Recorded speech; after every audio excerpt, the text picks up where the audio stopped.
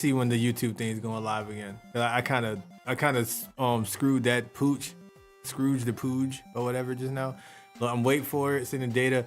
Yeah, Pixel. It's all G. You know what I'm saying? But anyways, okay, anyways. Network transmission. If you're watching this on YouTube, basically, hello. This is P4FX News Discussion Podcast. We're talking about Switch 2, Mario Kart 9. If you watched it yesterday, thank you. We're here talking about it in more detail with DT4. All right, so we're back. We're caught up now. So,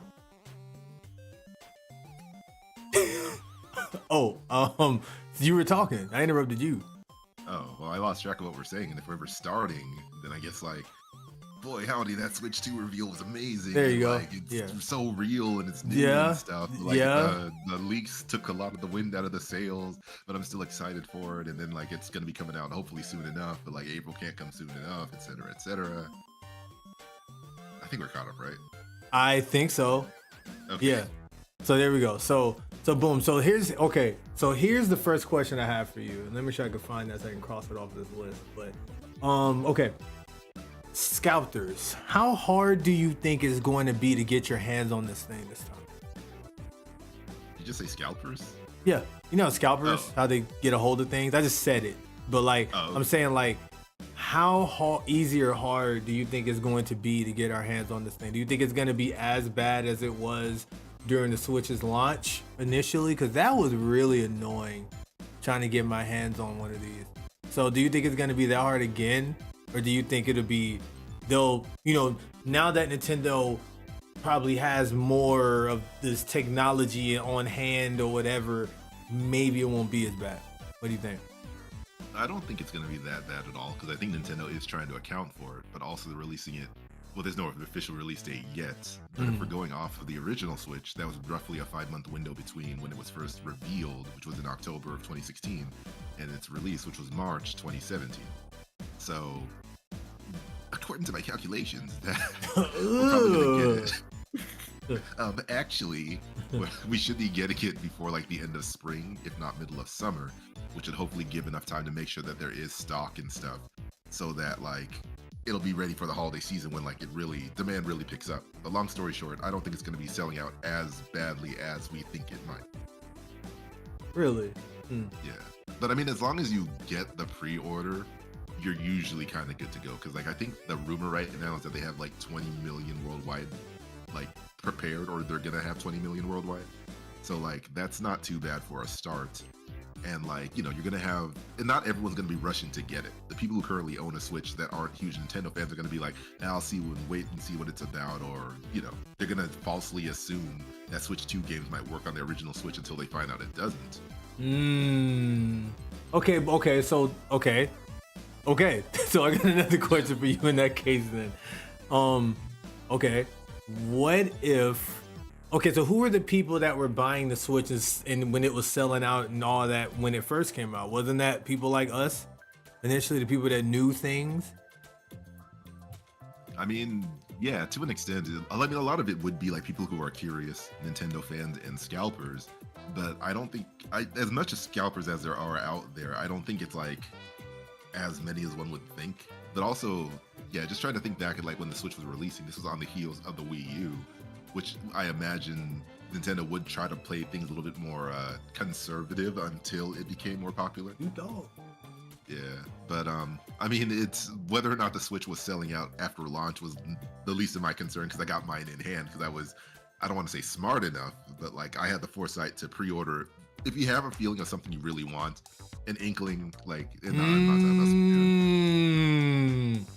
like pre-order it. That's just kind of the recommendation, basically. Gotcha. But yeah. Also, my bad if you hear like some vibration and stuff. Someone's opening and closing a garage right. I hear all of it. It's obnoxious. It's messing the whole entire stream up. It's like I'm just so flabbergasted right now, just because of how distracting. I don't hear nothing. Like you really heard nothing? I didn't hear anything. I didn't really hear anything. All right, well, that's actually kind of a good thing, because like I did get this whole, that little mic net thing that's supposed to like minimize vibrations. If you didn't hear anything, that means that I actually got my money's worth. If it didn't block that, I'd be wondering like, what's the entire point of this setup right now? Yeah, I can understand that. So I'm glad to hear that according to what you're saying, it seems like it worked. Yes. Yes. Yes. Da, da, da, da, da. Okay, but okay, so you don't feel like it is. That's nice, because I'm really hoping that this time around I don't have to go through so many channels to get it. Because guys, the way I got my Switch was so convoluted. Like I had to, they were sold out, so I couldn't get one. But DT4's bro just happened to order 2 just in case he wouldn't get one, and he sold his to me because he happened to get 2. And I was like, oh, thank goodness. So I'm gonna keep your brother on standby again, in case don't rely on him. Just in case he does that, in case he tries that again. You know, just tell him to keep me in the back pocket. I'm willing to pay. No, seriously, that was so cool of him. Still so very thankful for him for even doing that. I mean, granted, he got money out of it, but you know, I still appreciate him doing that. And hopefully it won't be that bad this time. I'm going to pre-order. The day you pre-order yours, tell me, because I'm pre-ordering it too. So I mean, I'll be sure to keep you posted. Speaking of which, okay, I guess the pre-orders, it's not pre-orders yet, but like apparently Nintendo's doing like a worldwide preview event, kind of like the Nintendo Fusion Tour and stuff. So unfortunately in the US it's only available in Texas, California, and New York. Okay. My brother and I are both already signed up. If you can find your way up to New York. And then the other thing too, that to get in, it's a raffle, so you're not even guaranteed yet. Wasn't another game like that too? I can't remember. There was something else that did this whole raffle thing too, I think. It's possible that I don't remember right now.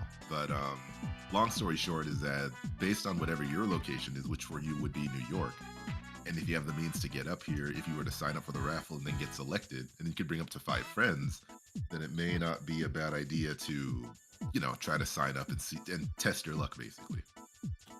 That makes sense. Because I was doing the math right now, and like they weren't clear on how you bring 5 guests. Because when I was signing up, it was saying like, hey, you know, put in your friend's Nintendo account and I'll be part of a big family, like the family plan, and then like you can bring them as invitees. But I'm not sure if that's how it'll work, or you can just bring 5 people with you without signing them up. I'm really hoping it's the latter. Otherwise, it's going to be very frustrating.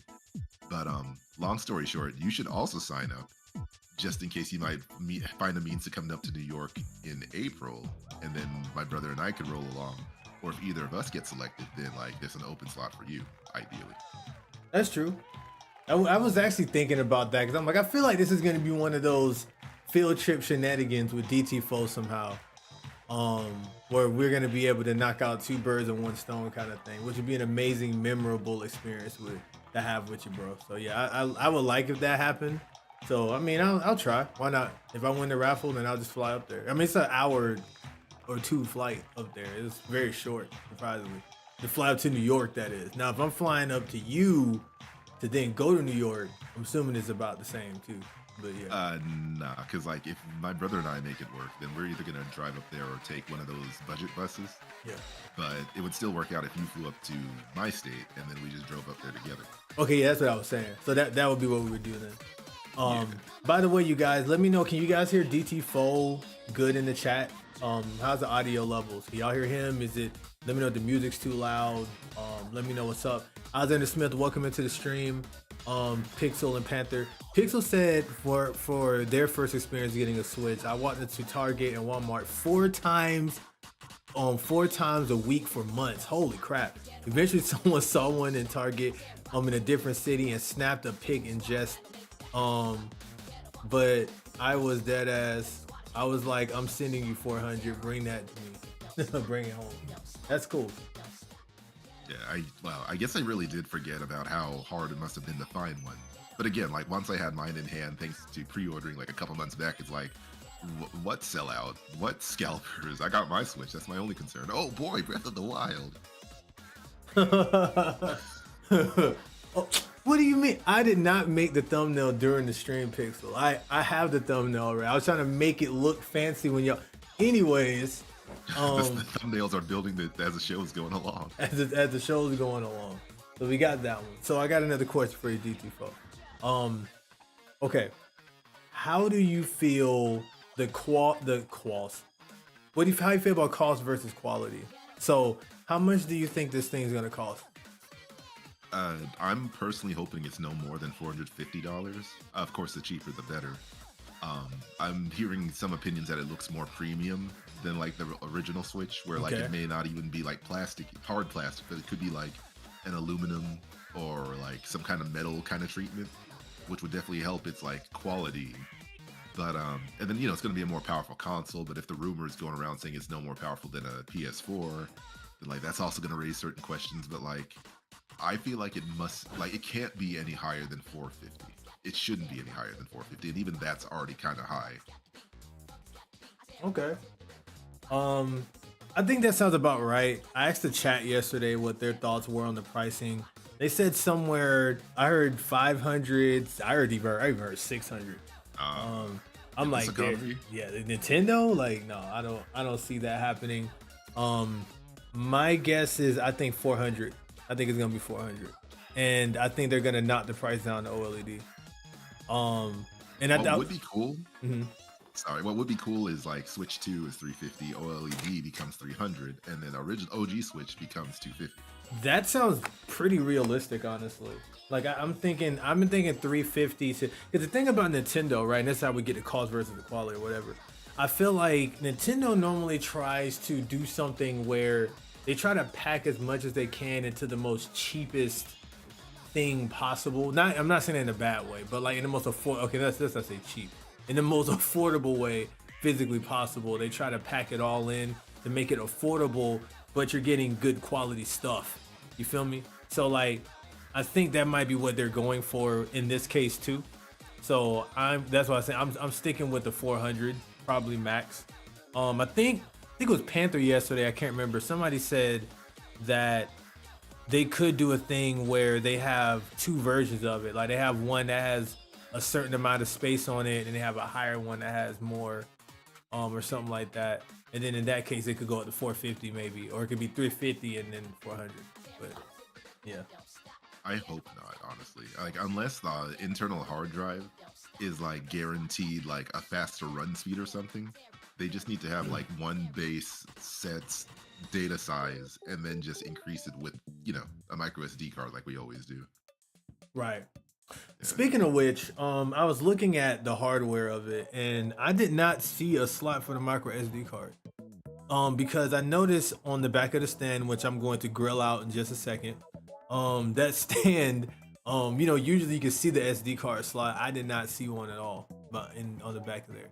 And when I looked on the top and bottom of the Switch 2, I didn't see it there either. So where is it? Where the hell is it? Is it like a slot hanging off the bottom of it? Because that sounds kind of dangerous, but for the SD card. But yeah.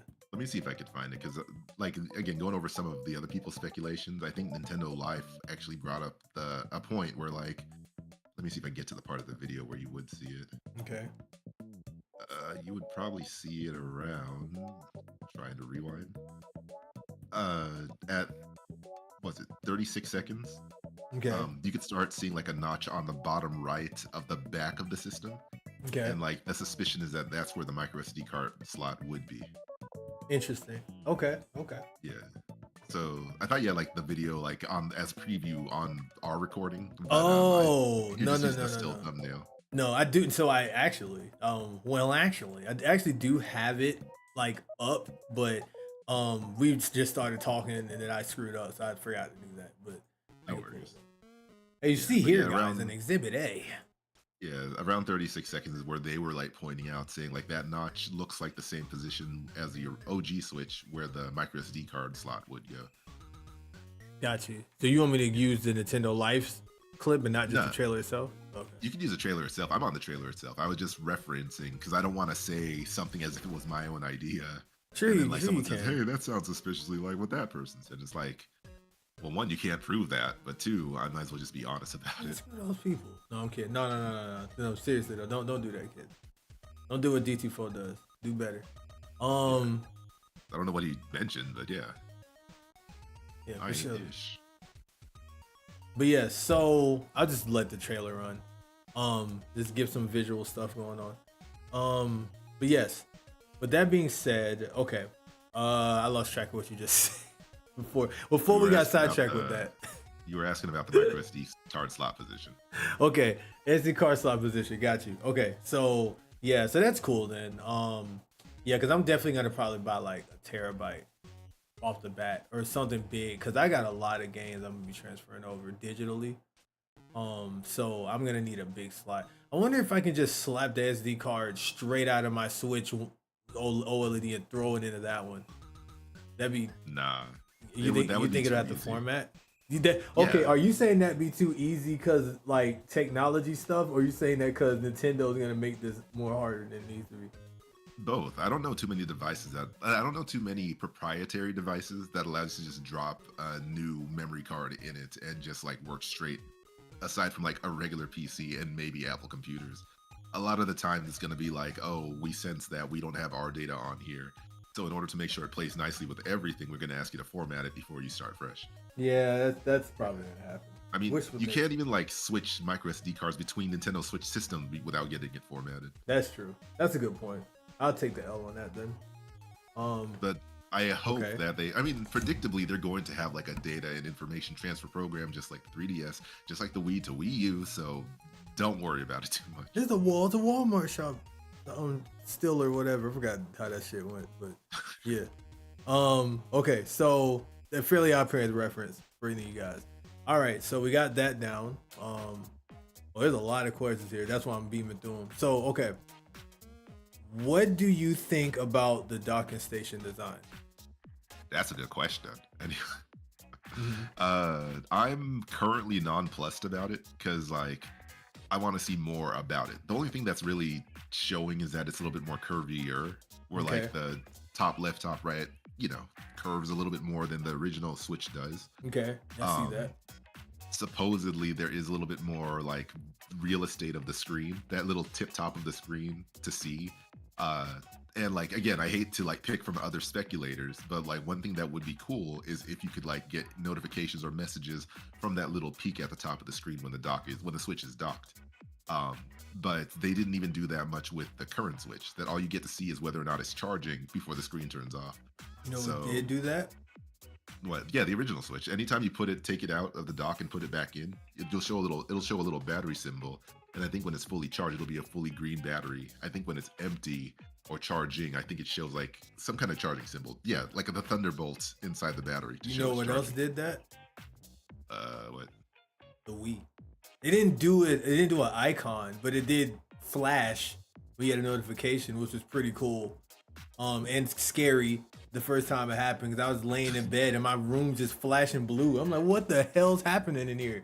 And then I think I hit you up. You got a notification. I'm like, the heck is? Why? I don't want it doing that. But yeah, so it's not exactly what you're talking about, but I say that because that's something that they did, so that adds credence to what you're saying. They should do that.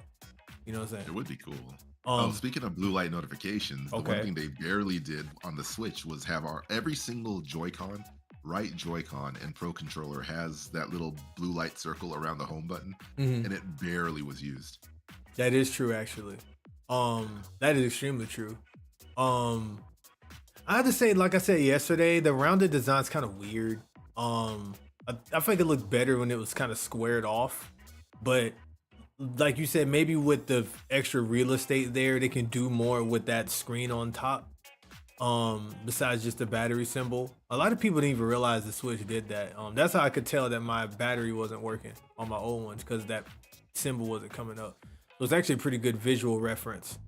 That your Switch is actually like docked and connected, besides just that green light at the bottom coming on. So, also, and I'll say it again, that Switch 2 logo is not pretty looking. It's kind of ugly to me.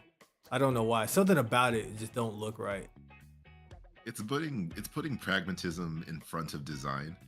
Because like, oh, I Yeah, remember one of my first actual thoughts was like, okay, they really want to avoid another new Nintendo 3DS situation where like, I don't want to say people were stupid, but like where some don't people say will. it. You can't say that on the radio. You can only say it on TV. That's cap. I'd say it anywhere. But go ahead. Everyone's gonna think I'm you. Oh, But you. yeah, basically like the whole entire thing of saying Switch 2 is to avoid any kind of confusion. As nice as it would say Super Switch or Switch Deluxe or new Nintendo Switch, it's clear that they don't want any confusion and they don't want to mess up the momentum of what the current Switch has, which is trying to invite people over to get the new Switch. So it's like Switch 2. Shut up. Don't worry. This is what it is. That's all. No questions. No further questions. But Yeah, yes. basically. No, that makes sense. It's definitely trying to make sure it's right in your face. Like, I see that too before I see anything else. Like, I see, for some reason, that too is like there, bro. Like, I see that more than I see the damn Switch symbol itself. They want you to absolutely know that this is the Switch 2. Do not get this confused with nothing else. And I think it is wise that they're doing that. I also think it's very hilarious that they're doing that too. And like I said, it just looks ugly to me. I'm definitely gonna get some stickers to put over that, for sure. I mean, there's gonna be skins, decals, so on and so forth. Yeah. Shells. Yeah. So, the 2 is effing ugly. The logo was like, here, dang, is the next one. Nah, that's facts. It's just too basic in an already basic era where every company is changing their logo to be something super simple. Like, there's no fancy or whimsy these days for a lot of logos. Can you give me 2 seconds? I'm gonna get something to drink. I'm gonna do it now before we're in the middle of talking. I gotta walk away. Oh, man. I'm just gonna grab a can of Minute Maid. All right, give me just a quick little second. See, they say it's a minute made, but was it really made that quickly? Usually the process of making the drink will take a little bit longer than that because, you know, you got to get the water and then you got to get the ingredients, got to measure it out, got to do taste tests in the lab. Because, you know, in a lot of these companies, these organizations, these advertisements, they'll make it look like, oh, we specially picked these lemons from a grove in order to, like, make it in, like, grandmother's kitchen. But no, it's just made in the factory. It's so weird sometimes. Like, not to go off on too much of a tangent, but like some of those chocolate commercials, especially like Hershey's or Lindt or like those companies, like, you know, those ads, like they're doing the whole little violin music. You see the guys in the white coats, like as if they're coming from like a patisserie or they're a chocolatier or something. But you know, deep down, it's like some factory in like Alabama or Missouri, like, you know, made by the locals there. No disrespect, but they try to pretend like, oh, we get the finest chocolates with our finest chocolatiers. Like, no, it's just Big Marm just like flipping over the vat, pouring the chocolate into molds that they were told to make. Oh boy. Capitalism. But yes, agreed. And we'll continue talking about it too. But yeah, the logo is basic. Okay. I'm not too. Oh yeah. I'm back. You missed my rants about how like companies love to make things look fancier in the commercials when you know it's just made in like some random factory out of nowhere. Yes. Yeah. Which it technically kind of was. I heard they got resources from like whoever Samsung got their resources from for the Switch 1. But continue. Oh no, I was talking about like food commercials specifically, like not to repeat myself for the recording, but when you said you were getting Minute Maid, I started off saying like, you know, it probably wasn't made in a minute. But then I went on to like the fact that you'll see those ads where like these companies will like show these farmers picking lemons from a grove and then taking the lemons over to like a kitchen to be made by grandma instead of like, you know, what it actually is, which is just like, oh, we just like squeeze in this giant industrial press, shift it off to like some random states and like, you know. Yeah. Listen to the older part and like you'll hear the rest of my rants. No, I got you. But no, I'm back. So okay, so we got that. Okay, so we can erase this. So yeah, docking station seems fine. I mean, it seems we don't know enough about what it can do yet. Any expectations or rumors you heard about the docking station, or anything you expect it to do?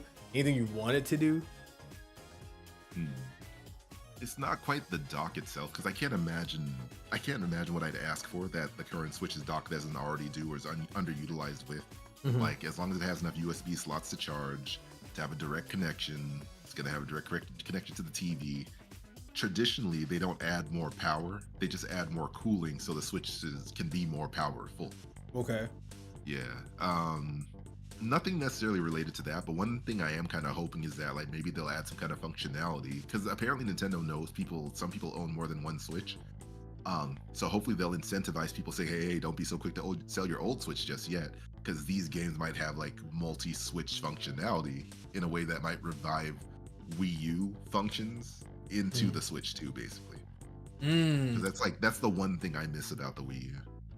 So I actually heard rumors of that share button. Okay, there's a C button on the I can go to it in this clip on the right Joy-Con. I'll pause it. There's a button below the home button, and people are calling it a C button or whatever. But it's possible that this is a casting button. That's what people were thinking. People were thinking that apparently you can cast your screen to your display to like, okay, so like the dock can cast part of the display to like your TV and then part to your Switch to make it kind of like a little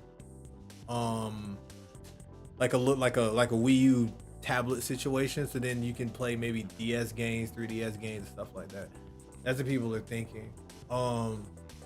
RC saying C for community, pressing the C button gonna take you to the new Miiverse. That would be fire. I haven't heard about that, but that'd be clean if it did that. Honestly, if there was ever a time for Miiverse to come back, it would be when every other social media site is currently on fire right now. Yes, it would be. So But wait, you're not excited about AI user accounts being added to Facebook? Where you don't know whether the person you're talking to is real or not? No, I would not be excited. But I love AI, but I wouldn't be excited for that. Panther says, "Would the dock have would the dock have Ethernet?" Absolutely, because the first Ethernet. I'm sorry, the first Switch dock had Ethernet. Well, no, wait, no, it didn't. It didn't have it. It needed an attachment. Yeah, you need an attachment, but the OLED model did have that attached, and they made sure to make that. They talked about it like in the trailer of it, like basically notating like, yeah, that probably wasn't smart of us to do that the first time. So, I think that they make sure to do that. Because I had the OLED one, and I can confirm that there's an Ethernet port on it. So. Oh, quick side note: the reason why Miiverse probably isn't going to come back, and again, this is plucking from another person's reasoning, is because there's more money for Nintendo in having people talk about video games on other social media sites. Oh, that's a good point. Yeah, like when the Miiverse is there, it's great for community, but it doesn't expand to anyone else aside from who's interested in those games and stuff. Right. But when Miiverse doesn't exist and people want to share their clips, their thoughts, their screenshots, so on and so forth, they'll run to Facebook, they'll run to Twitter, they'll run to Blue Sky, they'll run to Tumblr, so on and so forth, share that stuff, which will then be shared to other people who will think like, oh, that looks pretty cool. And it might make, if you share it to 100 people and like even 2 of them wants a Switch because of that, Nintendo just made 2 more sales. But if you're only sharing with other people on Miiverse, those people already own a Nintendo system most likely, so they're going to be less inclined to then buy another Switch if they already own a Switch. That's why Miiverse probably isn't coming back.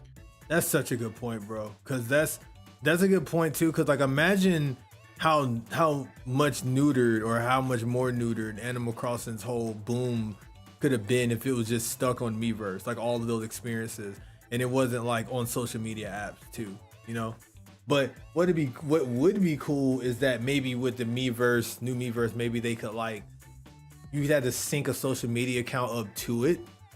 So then whenever you post on Miiverse, it would post on social media as well. That'd be cool. It would be, but that's more overhead than Nintendo would probably care for. Oh yeah, of course. I'm just thinking like this hippopotamusly thinking. Yeah.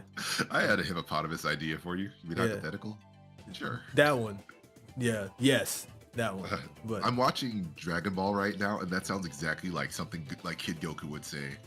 Yes, it does. Oh, you watching Daima or regular Dragon Ball? Regular Dragon Ball. Oh yeah, you did say you were rewatching. Yeah, I'm currently at the World Martial Arts Championship the first time. Okay, got you. Yeah. With Jackie Chan. Not Chan, but Chan. What are you talking about? That's totally Roshi in disguise, right? Right? So anyways, don't spoil it, guys. Okay, so we got that. We talked about save data transfers already, so we can cross that out. Somebody asked about that yesterday.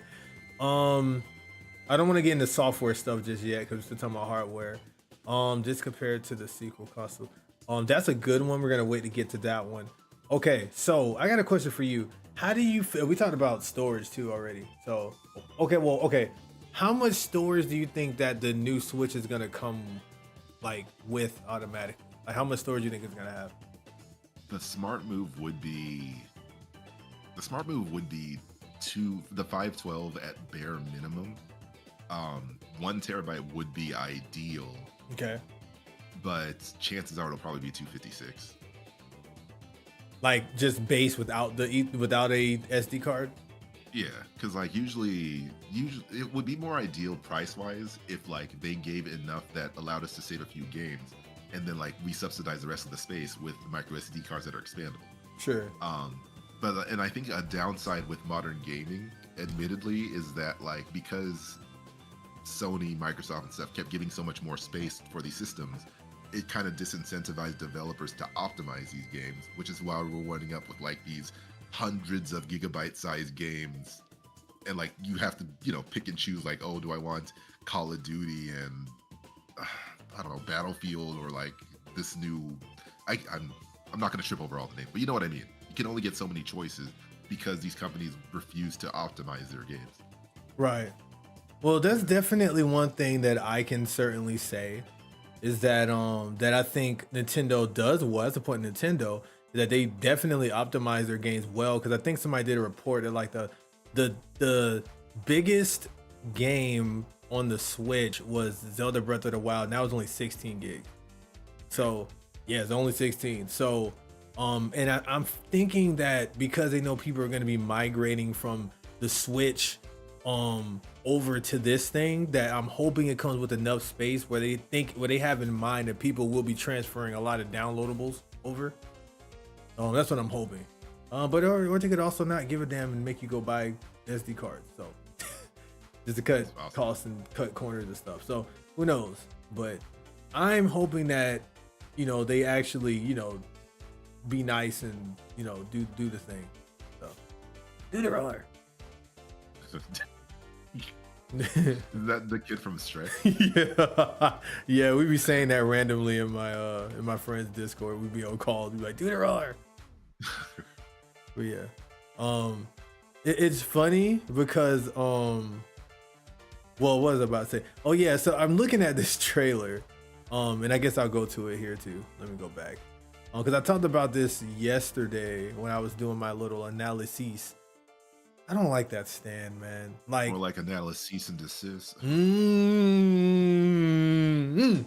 Got you, man. I guess it ain't Smash Bros. It's analysis. All right.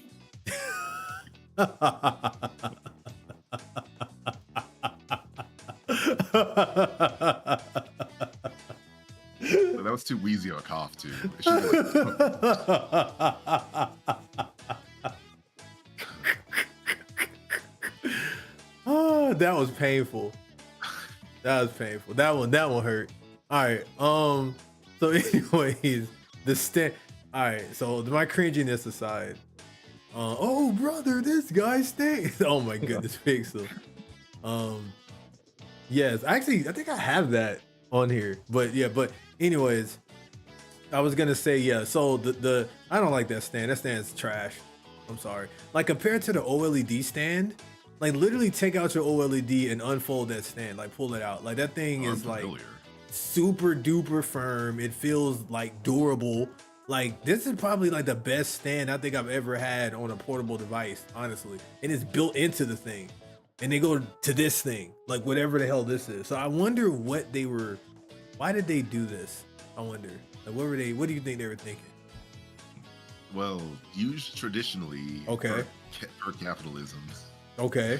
The less material you have to use, the more money you save, even if it is just a couple cents. So that's my go-to. No, it's cutting corners, man. Look how many corners they cut with this one. God damn it. But it does look sturdy, at least. Like the main thing is that as long as it can take like multiple flexes, and like it can hold its position even with a little bit of pressure, it's like it is what it is. But yeah, I had no real thoughts on it. It looks different. It doesn't really look any worse. And again, as long as it can like stand and maintain its position, then like I kind of couldn't care less whether it is like full solid or that weird little coat hanger rack size.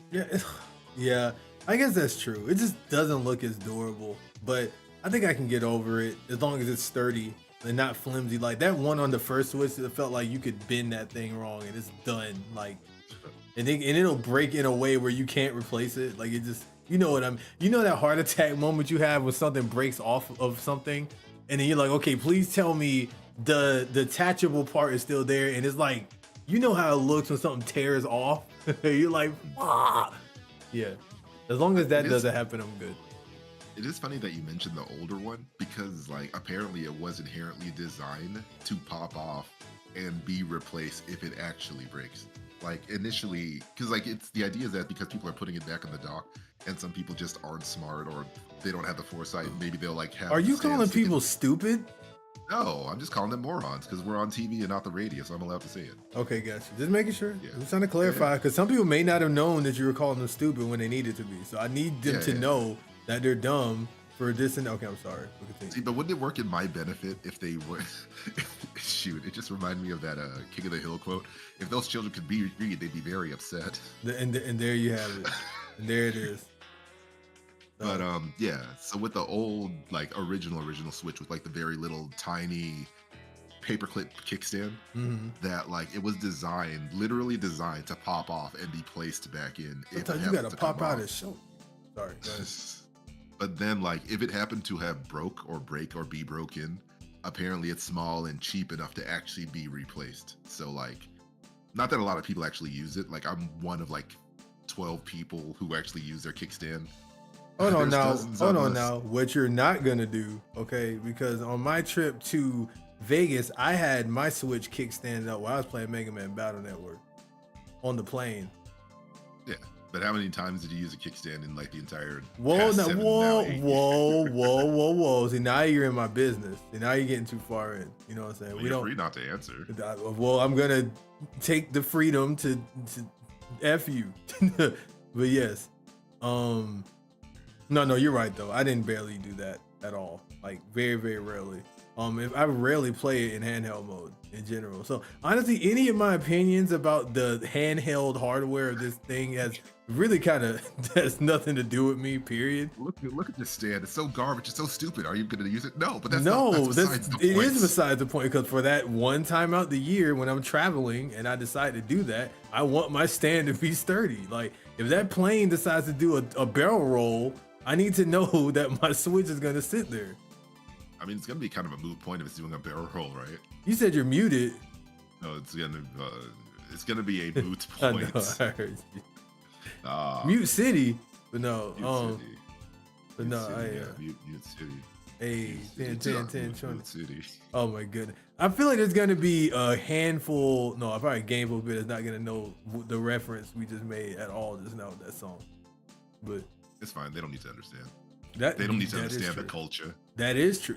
Man, you were just spitting facts all stream. But okay. So we were talking about the kickstand. That doesn't actually kick out like a dang, like you said, like a clothes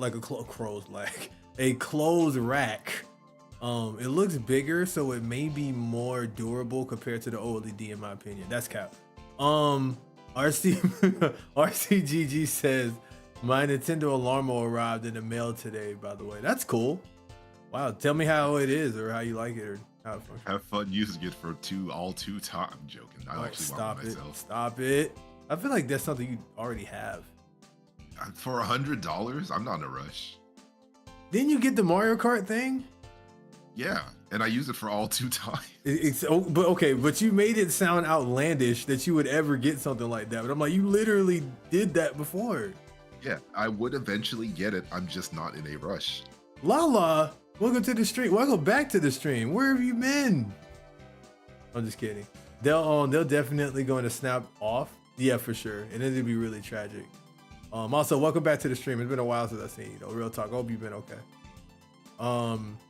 Oh, actually, real quick, if you look at the trailer for the kickstand, you'll see that it's not just like the flimsy parts that are connecting to the system itself. It actually has like a neat little wedge that comes in and out of the system as well. And if this isn't a neat little, if this wedge is not neat, I'm gonna throw a shoe at you. This wedge better be neat. Damn it. Additionally, it does have a neat little wedge. Huh. You're talking. I swear to God, if you're not, hey, it's actually there. Yeah, it is. It is a neat little wedge. But then, additionally, The OLED, Okay. the backing of that is metallic, making it more durable than the plastic kickstand of the original Switch. Are you So insinuating that Frost was right in what he just said? I'm sorry, I missed what Frost said. Oh yeah, well yeah, I guess so. I'm kind of leaning into it. But God dang it. is there a problem with him being right? That's so. Anyways, All right. So basically, as long as it's following the OLED, it'll probably be durable enough. Of course, be without as much metal, like compared to the OLED, it'll be more fragile technically. But like, what ringer are you gonna throw it through to risk breaking what's gonna be probably maximum a $500 system? Once again, you're in my business about what I do with my console. Okay, if I want to throw my Switch like a frisbee to test things, that's what I'm gonna do. Okay, so don't be in my pockets. Don't be in me and my Switch's stuff. I mean, with the size of that Switch, it's not gonna fit in your pocket either. If I could fit my phone in my pocket and it got 3 screens, I can make something happen. I have a Fold. No, I was about to say. Something like you got quite like I have a Fold, but and it folds. What's that back for time? We'll go to the stream. I mean, any system can fold if you're brave enough. Though I probably wouldn't do that. I mean, and then the first Switch wasn't really that pocketable either. Like you could kind of make it work, but like yeah. That sound Falcon makes. What's up? Wrapping that point up. Okay. Yeah, the one thing I'm kind of disappointed about with the Switch 2 is that like the original Switch and the OLED's already hard enough to bring around because you could put it in the case, but like this one is just like you have no choice, and it's like the biggest reason why I haven't rushed to like the Steam Deck and stuff just yet, because like those things are even bigger than the Switch, and like I like portability, but I also like it being a manageable portable. I don't really want like a giant brick to lug around everywhere, so to speak. Unfortunately, that's kind of the world we're in right now. Even all the PC handhelds are like a particular size where you're gonna have to have a bag basically to carry it. So unfortunately, it's gonna be that way with the Switch. Also, I'm gonna have to have a bag for that too. But I mean, I don't mind it. It still looks like it's not as big as it might be about as big as the Steam Deck now, perhaps. Also, lol, I know this isn't Alexander Smith. This is DT Faux. DT Faux Dizzle.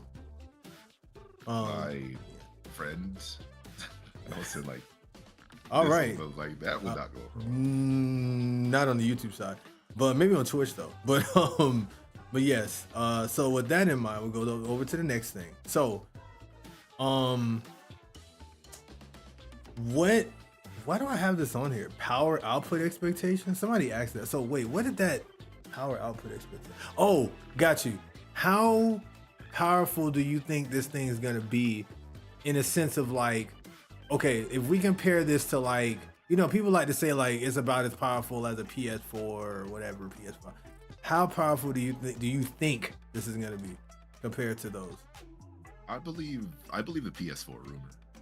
And like we also live in an era where one game, like we're kind of wait, did you keep up with the most recent CES Consumer Electronics Show? No. Ah, dang. Well, so there's a controversy kind of going around with Nvidia where like they're releasing new graphics cards like they always do, but the gimmick of this new one is that it generates frames to like improve frame rate. Okay. And does that sound right to you? That like they'll use AI to generate frames to increase frame rate? Okay, so run it by me again, because it's like I'm not seeing the bad thing, but I feel like I'm supposed to. So like, yeah, kind of. Okay, so like, run it by me again. The joke about people who are like more known about this kind of stuff is saying like Nvidia's trying to sell you fake frames, basically. Ah, okay, like, got you. Yeah, like a selling point of a more powerful graphics card is that, oh, you can increase your frame rate of your games, make it run smoother, look prettier. But we're currently at the point where they're trying to use the power of quote-unquote AI to generate frames to increase frame rate, which is like, how is that really supposed to work when like the frames don't exist, but then you have to generate it? So you're going to use fake images to somehow create a frame. It's that kind of confusion. Okay, yeah, okay. So, yeah, I can understand where you're coming from with that then. So like backtracking to the whole power output thing is that I think if it is PS4 levels, I think it'll be fine enough, because we're also reaching a point in technology where like games are already getting too big. Graphics can only do so much. like, yeah, an improved frame rate's great, but 30 is still serviceable. Mm-hmm. And the irony is that, like, despite the PS5 existing, some games are still running at 30 frames per second, trying to look prettier rather than run smoother. That's true. So, like, you know, if the PS4 is still serviceable and like the games are optimized well enough, I think we'll be fine. But with the improvements of technology and development as well, if they can optimize these games to also look good while running at 60 frames per second, then like that's kind of a win-win. And I don't think that's impossible, which is also why I think like it's not the biggest concern if like the Switch 2 winds up being PS4 levels of power. It's just like, dude, it's going to fall down to whether the companies actually care to put in the footwork or not. But we're also reaching a point of diminishing returns where like trying to chase after that AAA or quadruple A. There is no way you just said it like that. What the heck? Yeah, I stole that from what's her name now? Stephanie Sterling. Oh, okay. I don't know who that is. It's she's industry reviewer who also transitioned recently. So I was also trying to like, what did she go by now? Try not next topic. Okay. Okay, I got your point. So next thing. Next thing. But her go-to line was always like triple I, just like saying it with like a funny accent, basically. Okay, got you. Yeah. But basically, like, you know, the games should be fine enough if the developers care to put in the footwork. The only thing I don't want to see is these companies go back to the whole like cloud gaming thing, which I think we're kind of past the hype of that, hopefully. Because I still remain salty about Square Enix finally giving us Kingdom Hearts on Switch, only for it to be a cloud-based game. Yeah, that was really ugly. And then let's not forget about that horrendous Grand Theft Auto thingy collection thing they did or whatever. That was trash. And that wasn't just on the Switch either. That was on like everything. But yeah, but apparently it's actually fine now. Like they've added enough updates where it's serviceable, but I haven't tested it myself. That was just what I was hearing late last year. That's cool then. I'll get it because I was really looking forward to playing that on my Steam Deck. So I'll go ahead and get that then. Cool. So we got that. I am about to die on Kirby's Air Ride. Might have to redo this run. But yes. I was gonna say that what were we talking about? Don't you have the questions?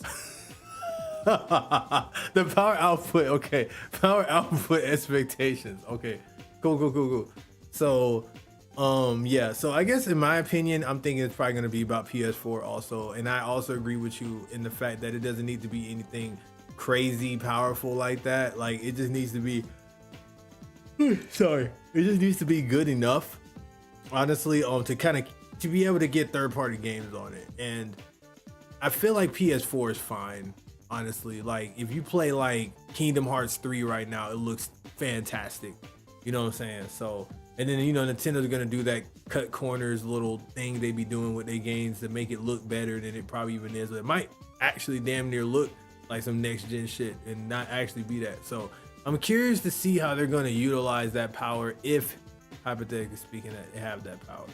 And now I'll erase this question off. And while you're doing that, like the thing to remember is that Mario Kart 8 looked great on the Wii U, which will be 2 generations ago by the time the Switch 2 comes out. So I think like the strategy going forward, like obviously, you know, there's ray tracing and all that other stuff, but I think the strategy will be going forward is frame rate basically. Because like we are hitting the point of diminishing returns where games can only look so good. But if you're spending all this time and money trying to make games look good but the games aren't fun, what's the entire point? That's true. Yeah. So that's my only. Oh yeah, sorry. No. You question. Go. I'm gonna say the question about like, how do I hope games will function will probably come up later. Is there any question like that on the list? There is that. Well, sorta. So it kind of. Well, okay. The question that I have is more so like, what launch games? But I mean, we can. I didn't think about that. Okay. So what do you mean by how games will function? What do you mean by that? Like how they'll perform on the Switch 2. Where like I think a big selling point for a lot of the games will be, hey, all these new games will be 60 frames per second. Oh goodness! Alrighty, I mean, don't go to DT Fo's channel. You might see something crazy. No, I'm kidding. It's an 18+ channel, so you know, no worries. Oh, okay. Mine is too. All right. It is. You got to come in, and it's supposed to be. You got to like, just go. Okay, so basically, like I think the selling point of the Switch 2 will be scale and scope and frame rate. but one really big hope I have is that they're going to take the approach that the Xbox Series X did, which was that, hey, a lot of these old games that you own that's backwards compatible will also see a boost in frame rate or graphics. So like it would be nice if Tears of the Kingdom ran smoother, or like if some of the games like Princess Peach's Showtime didn't look like it was dying while being played and stuff. So that's what I'm hoping they'll do with the Switch 2, is like breathe new life into older Switch games. Okay, so that's actually kind of what I was talking about yesterday as well. So we're on the same track. I was mentioning that, like, and that could be why towards the end of the trailer, which I'll show right here, just conveniently has been paused at this exact screen for a while. They mentioned about how the how certain Nintendo Switch games won't be playable, and my theory is that might be the case also because there may be some games that may not be able to be upscaled to the Switch 2. Like, they might have some kind of coding or maybe some kind of converter built into the thing that will allow it to get those 60 FPS and stuff like that. But it may not have like a switch necessarily to do that. You feel me? So but yeah, so long and short of it, I agree with you. Yeah. RCGG is on path of what I was saying to my brother the other day, like not even long after we saw that line, was that it's probably going to be more related to physical games than digital games, because in order to use Nintendo Labo, like the Joy-Cons and or the Switch itself have to fit into those cardboard pieces properly, but those cardboard pieces were designed for the original Switch. Like, you can just barely use the OLED, but it's a tight fit for the OLED screen. So that little asterisk is like a security measure, but it's most likely going to be for Labo, for Ring Fit Adventure, because that little Pilates ring and the leg strap, at least the Pilates ring, it uses the slide-in Joy-Con. I don't know why that's so funny. What, that's a Pilates ring? Yeah. It's literally what it is. Like, as fancy as it looks, that's literally what it is. I don't know why that's so funny. Like, if somebody told me the Wiimote's just a TV remote with a pump on the back. Like, I mean, basically. But anyways, continue.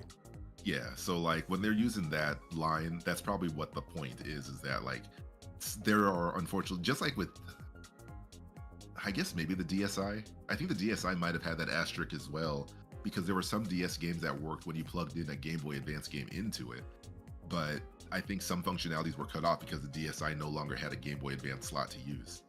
That's true. So I think this is just Nintendo covering their tracks. But that was sacrilege, by the way, that they did that. It was an inevitability, though. You're inevitable. Yes, I am. All right, Thanos. But no, I was thinking more like Iron Man, but you know, I am purple after all. So what? I'm also a farmer. What? All right. I'm just being dumb. But yeah, so people are sweating, but I don't think they need to sweat as much as they are, because the games that probably won't work are probably the games most people aren't going to care about by now. Yes, I knew you were going to say something like that. I love the way you say that. It's so funny and mean. It's great. I still want to beat Ring Fit Adventure, but like I still have my current Switch that I'm not planning to sell. And chances are, if there is a Ring Fit 2, or if there's enough demand, they're probably going to make a new Ring Fit ring that'll fit the Switch 2 controller. They should make a Ring Fit 2. I wanted to play the original one, but I feel like it'd be really fun to if they make a Ring Fit 2, I think that'd be really neat too. It's would you stream it? Yeah, why not? Oh boy. I play Switch Sports on stream. Yeah, but those are two completely different games. I know. I'm trolling. So how hard could it be? Okay, I'll stream it. I just won't cut my camera on. No, it's not even the camera part that'll be the problem. Oh, what? You think I'm gonna be too tired? Yes. Man, what? I work out all the time now. It's me. So do I. I dance. I got stamina. All right. Okay.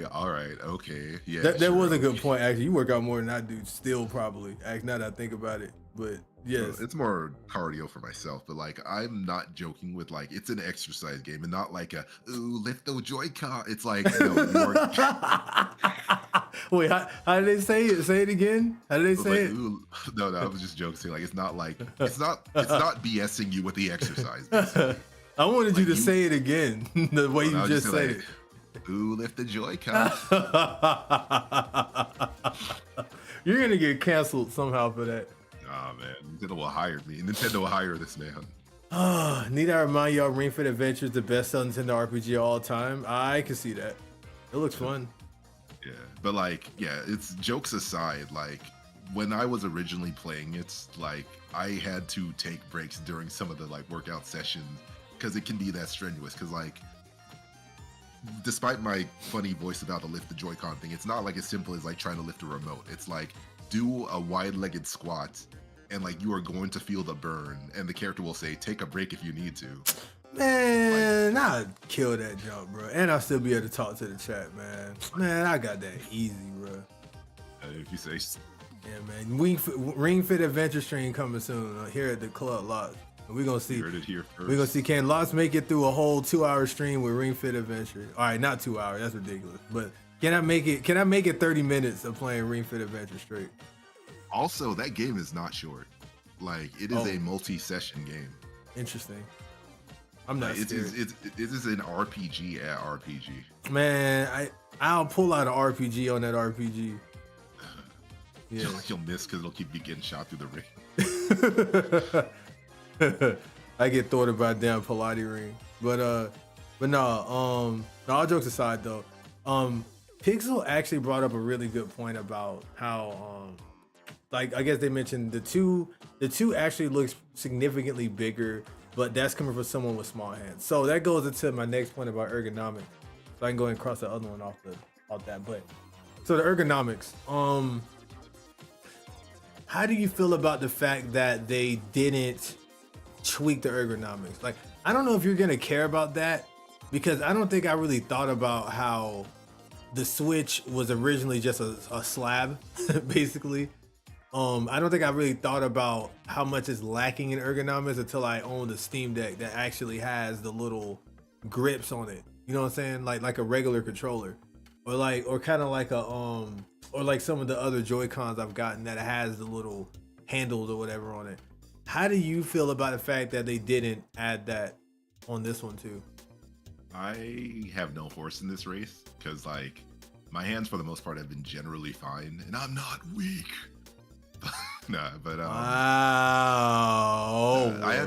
But for accessibility's sake, I do understand having better grip for these controllers because like it'll eventually catch up to you. But and boy will it. Yeah, but personally speaking, like I've yet to like really feel the full downsides of the lack of ergonomics. And like, you know, I'm someone who's been playing my Switch on the treadmill, like sometimes 2 hours per day, and then I usually pull out the Pro controller when I'm sitting by a desk. But yeah, like I have no real feelings one way or the other, honestly. Although if you do look at the top of those Joy-Cons, it does seem like there's a little bit more of a, I don't know what you would call it, a lip, I guess, or a little bit more of a curve near the trigger buttons. Ooh, and that brings me up to the next topic after this, but continue. That's a good segue. I mean, that's just my general point, is that there's not any more ergonomics aside from maybe the bigger size will also be, because it does look a slightly bit curvier too, so maybe it'll cradle the hands a little bit better. But I currently have no horse in this race. Then go get a horse. The heck? That's easily solvable. I say to that suggestion. Okay. All right. Touche, senor pussycat. Yeah, I'm the winner.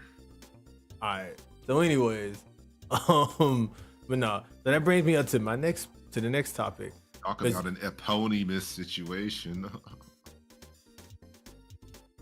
Let me make sure I use that word right. Eponymous. A person giving their name to something, of a thing named after a particular person. Okay. So y'all thought my dad jokes were bad. And now here he is just kicking me right off my throne. No, Lox isn't giving dad jokes, I'm giving father jokes. Oh, you're in the next tier. I got you. Father. But yeah, so you mentioned the way the triggers are set up or whatever, right? So I noticed that I think that they did that on purpose because as you see in the trailer, the Joy-Cons turn into little mice, basically. Like, you know, you can little measles.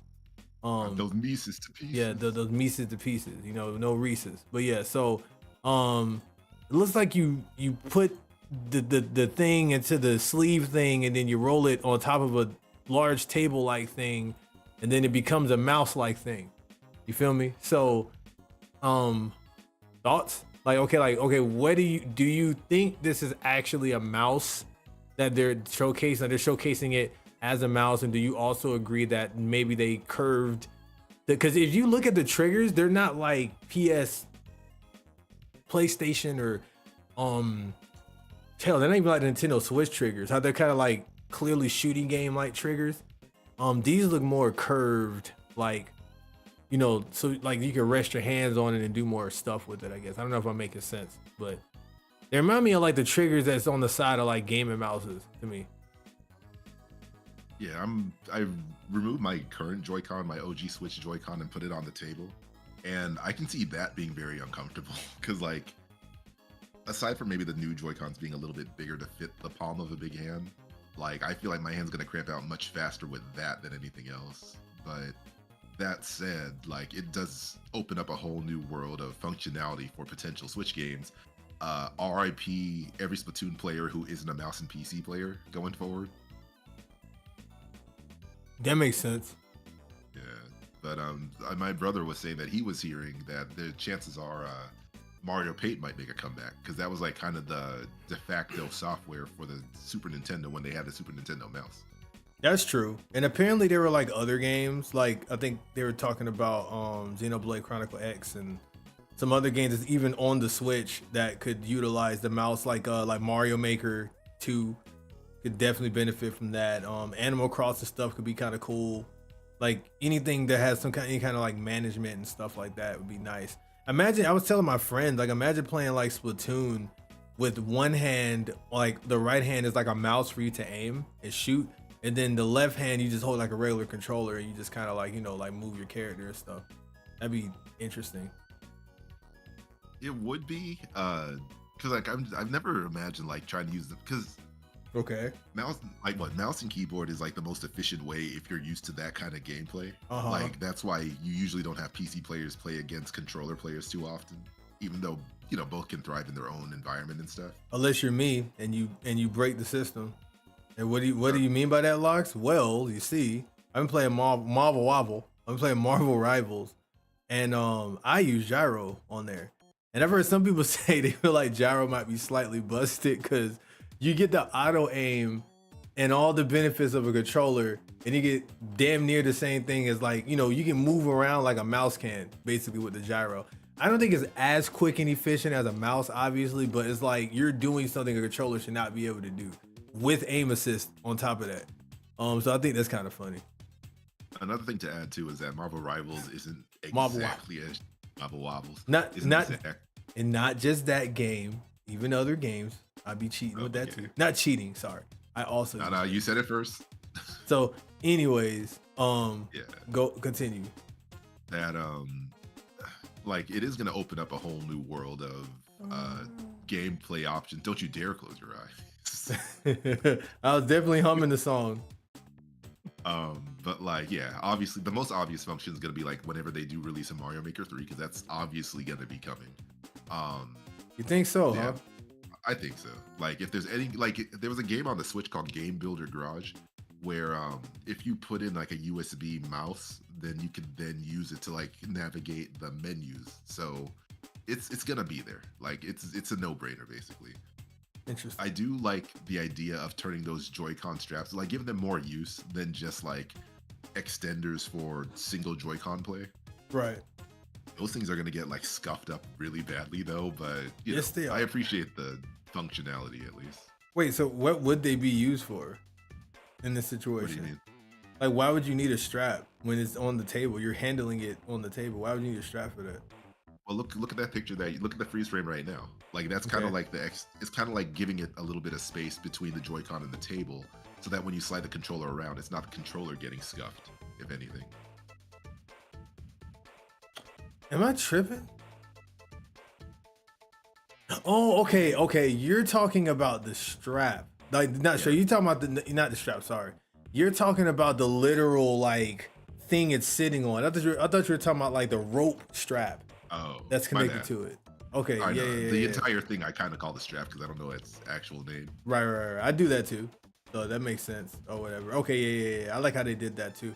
Also, it's funny because we were talking and debating last night about because I think shout out to me, excuse me. He was saying he don't feel like this is indicating it's a mouse, but me and Alexander Smith was saying that we think so because we actually did a freeze frame and saw what looked like one of those little sensor things that's in a mouse, the optical thing, whatever that thing is. I'm trying to see where it's at, but there's a freeze frame where you can see it, and I think a couple other people confirmed that. And then Alexander Smith has a gaming mouse that has almost the exact same thing in it. So, and apparently people was freeze framing the strap holder thing, and there's a cutout for that to shoot down onto the table. So, yeah, I'm pretty sure this thing has mouse capability, bro. I mean, they literally would not be showing the Joy-Con sliding around a flat surface if it wasn't some functionality related to that. Yeah, I don't think so. I mean, they could have been doing it to be cute, but I don't think that's what they were doing either. Now with this reveal, they found their ways to be cute by using the ASMR sound effects and like their little quirky Nintendo brand music. Mm-hmm. But like this trailer was clearly not. This trailer was doing everything it could to not confuse people. Like everything that you see happening in this trailer is for a reason. It's not Iwata holding a banana for a few seconds and then looking back to the camera. Okay, so that brings me to a question that's not even on here. I'm curious. Wait, hold on real quick. A true actual body of the controller would have been great, but also Joy-Cons if you're a person who primarily play. Yeah, that makes sense, Pixel. Maybe they'll be able to port Kirby and Canvas Rainbow Curse. That'd be cool. I want Canvas Curse over. But yeah, bringing Rainbow Curse over would be neat. I was gonna say, how do you feel about this trailer versus the initial Switch trailer? Do you think they should have went the route where they had people playing it outside and you got to see kind of what it's like in people's hands and stuff, like, or do you think this was fine? If a trailer like that is good, they didn't need to do it this time because everyone gets the idea of what a Switch is. Okay. So why be redundant with that? Chances are if there is going to be a trailer like that, it'll be later on as advertising or, when the Switch 2 is more ready for the world. Right. But like they didn't need to do that because the Switch is one of the best-selling consoles of all time. I think it recently surpassed the PS2. It's still lagging behind the DS family line, but like there's no one in this world who cares about video games who doesn't know what a Switch is or what it does. How awesome does that feel, by the way? Talk about a comeback. Sorry for cutting you off. Talk about a comeback story, bro. Like not for the Switch, but in the sense of like Nintendo was looking kind of hot there with the Wii U. People were saying that they might be like Sega soon. No, sorry, Sega. That Dreamcast shit still hurt. Like they thought they might have been screwed, and they came back with the Switch, ended up making the best console of all time. Like that's wild. Like they like the Switch has made like PC consoles have copied the Switch. There's so many emulator devices copying the Switch. Like it's ridiculous. Like this is how crazy this is. Sorry, I just wanted to mention that. That's fine. I mean, like, it is funny, like, being a big Nintendo fan, living through the Wii U era, and basically being a Nintendo fanboy, and hearing people who want to play armchair businessmen think they understand how a company or an industry works. Is like, even if the Wii U failed, which, in all intents and purposes, it did, Nintendo wasn't going anywhere. Like, they already said, like, hey, we have enough money in the bank to survive, like, 3 more failures like this. They didn't say failure, but, they said we had enough money in the bank to continue on. But chances are that even if the following system didn't hit the numbers it's hitting now, like there's a difference between being like the best seller, but also still selling well enough to still turn a profit. I agree. I'm glad that the Wii U flopped, only because, and not like in the sense of like I didn't like it. I love the Wii U. I still have my Wii U. I actually thought it was pretty cool. I loved mine, but I'm glad that happened because I feel like it made Nintendo shift in a different direction for good and bad. And we end up getting something like the Switch, which I think is really cool. So yeah, it doesn't work for every company, and especially in this current era of economics and capitalism, where like some companies get desperate and they'll just like sell off at the first loss because all that matters to them is number go up. And if that number isn't permanently going up, then they'll just sell the system and like screw everyone else below them. But Nintendo, because they care about the video games, they're like, all right, we messed up this time, but let's try to do better next time. And let's continue making good games despite the system currently failing. Because one question is whether or not we would have gotten Splatoon, the franchise, you know, if the Wii U was more successful even. Why do you say that? Because like sometimes, what's the phrase? That usually when there's in an era of success, companies are sometimes more afraid to take risks. But like in the face of failure or like that kind of stuff, you're more willing to like try to reach out and try different things in hopes that something might stick. Gotcha. Yeah. You feel like Splatoon was one of those cases? I feel like it, but I can't. It's all conjecture. I can't say for sure. But Conjunction, junction. What's your function? Conjecture, SpongeBob. You said congestion. What? Yeah, SpongeBob, congestion. You'd be like, you have good words? Shut up. And there you go. Hey, we made a whole skit there. There you have it. I gotta send a message real quick. So we have that. Boom, boom, boom, boom. How do you think that? Okay. Before we get to that, what do you think are the launch games? Do you think Mario Kart's gonna be the launch game just because they showed it, or do you think we're gonna get something else as a launch game? And if so, what launch game do you think it is? All right, as far as launch games go, shoot, it's hard to say because like I'm so focused on the games I currently have. It's like I don't really need new games just yet. But yeah, Mario Kart would be a smart move. Because like it's evergreen, it's multiplayer, it'll help justify the whole like pop off your Joy-Con and hand it to a friend kind of thing. Mm-hmm. Yeah, so like it would be one of the smartest launch titles they could do, despite only releasing the final course pass, less than a year ago or so. Mm-hmm. Yeah. But like if this is a new Mario Kart, it would need to do something big or different enough to justify people picking up Mario Kart 9 when you have Mario Kart 8 right over there with like 500 stages. Okay, before we get into the Mario Kart 9 things, I do have some questions about that as well. We can just pin that part, but the going into more detail part with it. But okay, so you feel like Mario Kart 9 would be one. So what else do you think could be? Or like, okay, let's say if we didn't have Mario Kart 9, what do you think would be the launch game? It's so hard to say. Like hippopotamously thinking. Shoot.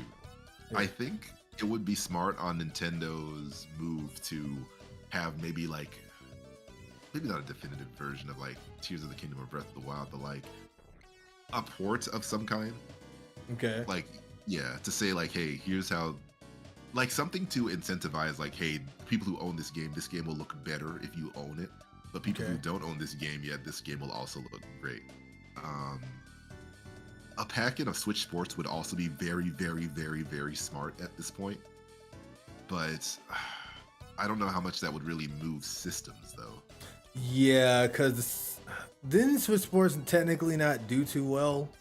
Like, technically? It didn't stick the landing as well. It wasn't as memorable as Wii Sports, but it still got the job done. But like, we're just no longer in that era of grandma and grandpa and all the non-gamers picking that up because they're too busy playing Genshin Impact on their mobile phones. Yeah, I saw somebody's granny do that the other day. Yeah, it's just basically like the mobile market has kind of like stolen the casual market from gaming. That's true. Part. We're in the battle royale era now, and battle royale and or gacha game era. I will definitely say we're still in the gacha era. I think we're kind of getting out of the battle royale era because like I think a lot of companies, especially Concord for sure, but like I think these companies are realizing like, oh, there's not infinite money in this. Like unless you're Fortnite, you're basically fighting for second and third place. That's kind of bars, but get it because like in that you're fighting for places. All right, but what's up, Baxter? Welcome to winner chicken dinner. Winner chicken. PUBG. Yeah, then there you have it. Yeah. Okay. Continue. Other launch games. I can't think of anything new that like wouldn't be a go-to anyway. Like a new Mario game would be great. that's probably not good. That would most likely be more likely a holiday game than a launch game, if not like a summer game. Everything I could think of would be games to justify jumping from a Switch to a Switch 2, which would be like, here's a deluxe edition of Splatoon 3, here's a deluxe edition of Smash Brothers. Like, I can't think of anything unique because we kind of already have everything we could have ever wanted. So the only other thing is just more. Yeah, I feel like usually before these Nintendo launches, it's like we're normally kind of starved by the end. They're just like ready for the next thing, but it's like I'm so up to my dang kneecaps in games. It's like, yeah, I feel the same way. I think, all right, hear me out. I think that Nintendo's could be like, hey, F you guys. Half of y'all or majority of y'all have a Switch anyway. You played the games you already got on our new system. We'll just upscale them shit. Just leave it at that. And we'll throw Mario Kart on there or whatever for people that don't have, never had a Switch. Boom. Or they'll give you some kind of generic ass, hey, this is what the Switch can do kind of thing. And they just, if I feel like they may try to lean on their previous library. Kind of like with go for it. I was just chiming in saying I'd be fine with that. Because like there's so many older Switch games that I just want to run better. And for me personally, that'd be like enough justification to jump into the next system. Like imagine Pokemon Scarlet or Violet with the power of the Switch 2, assuming that Game Freak actually goes back in and fixes it. Imagine Kirby Forgotten Land in 60 FPS. Oh my gosh. Dude, that'd be crazy. Meanwhile, PC gamers are like, y'all are pathetic. I mean, I am PC gamer, and I do agree. No, I'm kidding. Dude, imagine Splatoon at a solid, consistent 60. That'd be crazy. Yeah. Imagine Splatoon with a shorter ping. Okay, so anyways, all right. I mean, that would be a selling point for me. Like, oh, you actually got splattered or splatted someone, and they don't splat you 5 seconds after you splat them. So sign me up. That is another point to transition to. That's another question on here. So, all right. So, to wrap up, yes, I agree with you. I'm pretty sure it's probably Mario Kart 9. Some people felt like maybe them throwing out Mario Kart, which has been the best selling thing on the Switch this early, could be kind of not bad, but like leaving us in a situation we're gonna have to say Mario Kart forever again. But traditionally, it's only ever been one time per system anyway. It has been, but I guess people feel like it may be too early. But I mean, this is like a sequel system versus like, like a whole new. This is okay. I don't feel like this is like a whole new thing. I feel like this feels like going from like a DS to a 3DS, which is a whole new thing. Do you kind of get what I'm saying? Like it is a new thing, but it's not like going from like a PS3 to like a PS5 or something. You know what I'm saying? It's like I feel like it's okay to put a Mario Kart this early in, I guess, to me. Am I making sense? Yeah, it's iterative, so like, it's more like they need to find a justification to bring people over. Yes, rather than being like a jump over where it's like, oh, you gotta get this system now. Yes, kind of yes. It's more like we hope you'll jump on this, but here's some reasons to do so. Yes, exactly. That's exactly what I'm saying. Yeah. Yes, what I am saying. But yes, I feel like it's basically that, because they know everyone knows about the Switch, like you said, and I'm sure they know that like most of the population has a Switch, so they're like, okay, we want you guys to get this Switch though, So, yeah. My fear. Oh, wait, sorry. You said wait until we get to the Mario Kart game. Okay. Stuff. Yes. So let remember what you're saying though. Shadow, remember. But. Yeah. Oh, but yes. Who are you? Who? No. End the stream. Cut the stream.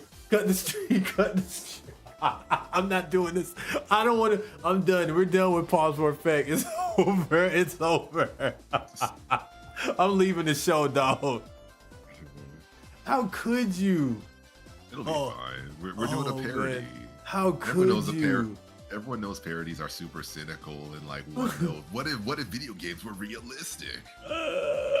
Mario's getting mushrooms. He's always high all the time. Oh my goodness.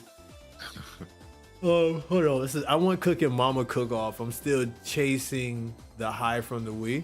It'd be cool if we got like some Wii, like a Wii virtual console thing on it, whatever that thing is, the NSO. People were talking about the GameCube one coming up. Dude, what if they launch and then within a month they come up with the GameCube NSO? So this has been a long-standing problem. Okay. Like, ever since that it's easier to justify. So they're long-standing. So is it like they got like a desk, like one of them standing desk, or like how are they doing this? Kind of like a horse, really, like, long body, but like. But you said you don't have any horses in this race though. Earlier. That's true, but I did say something about eponymous that I don't remember right now. Okay, that's true. So continue. All right. So basically, the issue with trying to port like 3D games, especially from a certain era, is like, all right, do you port it or do you do a remaster or do you do a remake? Okay. Those are three options that's always like hard to kind of decide between, because like while it would be nice to have some GameCube games, like other GameCube, it'd be nicer to have maybe a sequel to some GameCube games or a remake or remaster, which would be hard to justify in the NSO. Okay. So like Kirby's Air Ride would be cool in NSO, but it would be, I think, better as a remake or remaster. That's cap. Mario's. That's cap. What's your? That's cap. Your thoughts. Like, imagine I'm in this big conference with all these big wigs in the world, and they're like, "Lots, what's your thought?" That's cap. And I just get up and walk off. That's the end of my statement. Yeah. We here at Nintendo always believe in the community. That's cap. Yeah, that's cap. Okay, wise guy, you come up. But yes, but no, I only say that's cap only because we don't care about whether we get some big graphical improvement. We don't need that in Air Ride. What we need is to be able to play this game again on modern consoles and online with our friends without having to use emulators. That's what we want. So I think that they're gonna bring Kirby's Air Ride and put it on that thing. Now they could remake it, but I mean, what are they gonna do with it if they remake it? So I'll admit, maybe Kirby's Air Ride was a bad example for this idea. But zooming out, the main thing is like, do you justify an NSO service for GameCube games? Okay. Or do you pull a Super Mario 3D collection? Why did you laugh for you? Like, I see you see where I'm going with this. Cut the whole stream, bro. Bro, I'm crying. Dude, I'm recovering from the Maria thing all the way up to this. Like, and it's like, it's back to back. Like, I can't, bro, I'm tearing up. This is the way you laugh because you knew you were wrong for that. Well, it's not that I know I'm wrong, it's that I understand capitalism. Oh, so that's what CAP stands for, capitalism. But no. Yeah, you figured it out. Congratulations. Here's your $1 billion. Welcome to the club. But anyways, yes, so continue. It's a very unique issue where like it's easy to say, oh, here's some Nintendo games with a subscription, or here's some SNES games with a subscription. But these companies, Nintendo included, will try to decide like, all right, do we put these games under a subscription service, or do we touch them up and like sell them for MSRP, etc., etc. Sure. So, Because like another example too is like Donkey Kong 64. Sure, it would be cool to go up on the NSO as we're already paying that subscription, but out of any kind of game out there that could very much benefit from a remaster or a touch-up, that's one of those games that would do better as a remake or remaster versus just being put on the NSO. That's true. And that's kind of like the issue I'm kind of talking about when it comes to especially 3D games. Like some N64 games are so perfect, so fine, you could just like drop them. Some of them are like, yeah, it would be nice to have access to them, and we should regardless. But whether for capitalism's sake or for quality of the game's sake, a remake, remaster, or whatever might be the better option for everyone involved. So it's like, it's a hard pull to figure like what would be the right move. I think there is going to be a GameCube NSO. I think some games are going to go up there, but like some games are definitely would be better off as a remake or remaster, if at all. Like Cap. Cap. I'm calling Cap. Huh? What are your examples? You said it was. I just called what you said. I just called what you said. Okay, I only say Cap. Okay, I do agree with like 99% of what you said, but I'll just say that like, cause there's games that's been remade, but it's also on the NSO. Cause there's people that want to play it in its original thingy. Because the NSO is just a complimentary thing to your online service. So it's not so, and then those games just come with it. So it's not really doing them harm. Yeah. Okay. What you got? It's column A, column B is that if something exists, there's less incentive to buy the other thing, basically. I've never had someone call cap on me like that before. That was funny. But yeah, so like, say for example, because like it is also that rough tear of like, say for example, I guess a better example would be like the Mario and Luigi game. Okay. That like the first one is now on NSO, but that less incentivizes bringing the remake over to the Switch. Why? Whether or not anyone really wants to play it. Why? Like I would want to play it in a much higher fidelity with stuff added to it. Maybe, but because if it was selling for $60, would you be as quick to buy that if you know that the Game Boy Advance version is available on the NSO? Right? Absolutely, because that game could definitely use some sprucing up for sure. Like that remake added a lot of quality of life changes that made it to where I may not even play the GBA one anymore, to be honest. I guess that's fair then. I got nothing to add besides that. Oh, but then, what about like Luigi's Mansion though? Okay. Because they remade that, but they threw it on the 3DS, even though the Switch would have been the better option. But would it be better to have a Luigi's Mansion that has like the visual fidelity of Luigi's Mansion 3? Okay. Or, would it be better to just drop Luigi's Mansion 1 on a GameCube NSO? Why not do both? Just put it on the NSO for people. Or they can do like they've been doing and piss us all off and just mysteriously not have certain bangers on the NSO. They can just not have Luigi's Mansion. But you know why they don't have those bangers on there? Because chances are they're trying to decide whether or not to remake, remaster, so on and so forth. That's cap. Because like, where's, the thing is that where's like, DK64? Wait, is DK64 on there yet? It's not on there. But that's one of the games that would, while it would be cool to access, it would be way better off to have a better version of. Right. So, but you know that's not why they don't have to. Why? Where is DK64, bro? Yeah. And that's the other thing too, is that like my theory with a lot of these games too is that if it's not on the NSO by now or soon, there is probably some decision making going on as far as like Davian, where is DT? Where is Uniracers? Huh? Uniracers on the Wait, Super that's not on there. No. Where is Uniracers, bro? They're not gonna remake that. So what the hell is Uniracers? Okay, well the important question is who owns Uniracers? Because part of the other issue too is that like, in my deepest heart of hearts, is that like I think some of the games, the reason why we don't have Virtual Console back either, while as cool as it would have been, I think there was rumor that Nintendo was working on it, is because these companies saw that there's money in owning the rights and reselling those games themselves. I see. So did they own the lefts too? Probably. So now, what? But like, just more like, Capcom's probably not like crying any tears over releasing the Game Boy Mega Mans onto the GB NSO, but they're darn sure going to make sure that you buy Mega Man Legacy Collection from them directly. That's true. That makes sense. Yeah. But meanwhile, like, I sure love classics like Jellicoe Rally's Big Run on the Super Nintendo and Bombazal. Oh my goodness gracious. And Congo's Capers from Data East. Dude, that sounds like a Diddy Kong racing stage. But that is Congo's Capers. Congo's Capers. Hi, I'm Tip Top. But no, I'm Banjo. Alright, but anyways. Boy, whoever does not know about Diddy Kong racing probably thinks we're just having a time. And then that's the other thing too. Okay. Do you remake Diddy Kong Racing to make it better than the DS one? Or do you just port it to Nintendo Switch NSO? I would like a remake. Okay, so there we go. You would like, but what are they likely gonna do? But I don't know though, because like it all comes to what they're incentivized to do.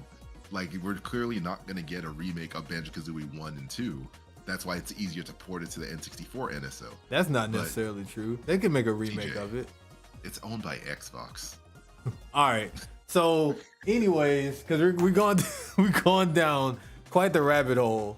No bugs included. So, well, hold on. Let's look at the chat for a second. Yeah, give me another Luigi's Mansion. Maybe we just put Diddy Kong racing stages on Mario Kart 9 and make a story campaign for it. to some. Yeah, and I mentioned just add death to Mario Kart and make it fast, and you got F-Zero in there too, so everyone's happy. And then do you put F-Zero GX on the NSO? Or do you... Oh my goodness gracious. Yes. Actually, yeah. Well, That's one of the games that the graphics are fine. There's not really much you can really improve upon aside from like making it higher multiplayer. It has the depth. It has the content. I think they should release that as a solo game, and that'll shut a lot of people up.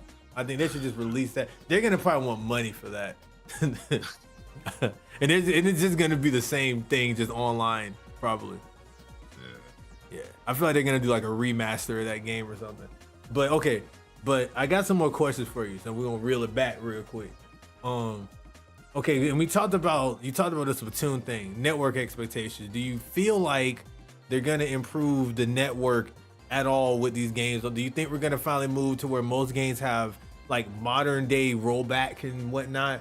Do you feel like the network connectivity are gonna be better in these games, or do you think it's just gonna kind of be moderately improved but not great? I think it's probably going to be a major selling point. I don't know how they'll really like sell that to people aside from like the, deep in the weed tryhards. Okay. That, Whoa, like, now. that stuff. Whoa, now hold on. Yeah. I mean, I'm kind of one of them depending on the game Splatoon, but you're not tryhard in Splatoon, are you? No, but I do hate when like I know I dodged and then I get splatted. Yeah. I hate that too. It's like, okay, I shot the guy and he died, and then I still see their name or whatever above. I'm like, oh no, I know what's about to happen. Then I just blow up randomly, and I'm like, what? Yeah, and then the name appears below finally, and I'm like, oh, mother Pfeiffer. Like netcode, that seemed like an easy problem to solve, but it also doesn't seem like necessarily a hardware side of a problem. Oh no, this is just in general. I'm talking about like just this era of Nintendo with the Switch 2. Do you think the netcode is gonna be? Oh yeah, I think it's gonna go without saying, because even like the latest Mario Party improved pretty well, despite having to connect with so many people. Cap. It still has its issues. Yeah, I go say that's Cap. On Cap. Yeah, that's. Wait, do you have the new one? I borrowed my brother's for a short bit, but I can always borrow it back if you or anyone else I know wants to play. I'll play with you. I was just asking if you had. No, I'm kidding you. I like to play with you. Were you crying? What just happened? No, I was laughing, but it's just funny, like the way it played out. Like I didn't want to play. I was just asking. So mean. Oh man.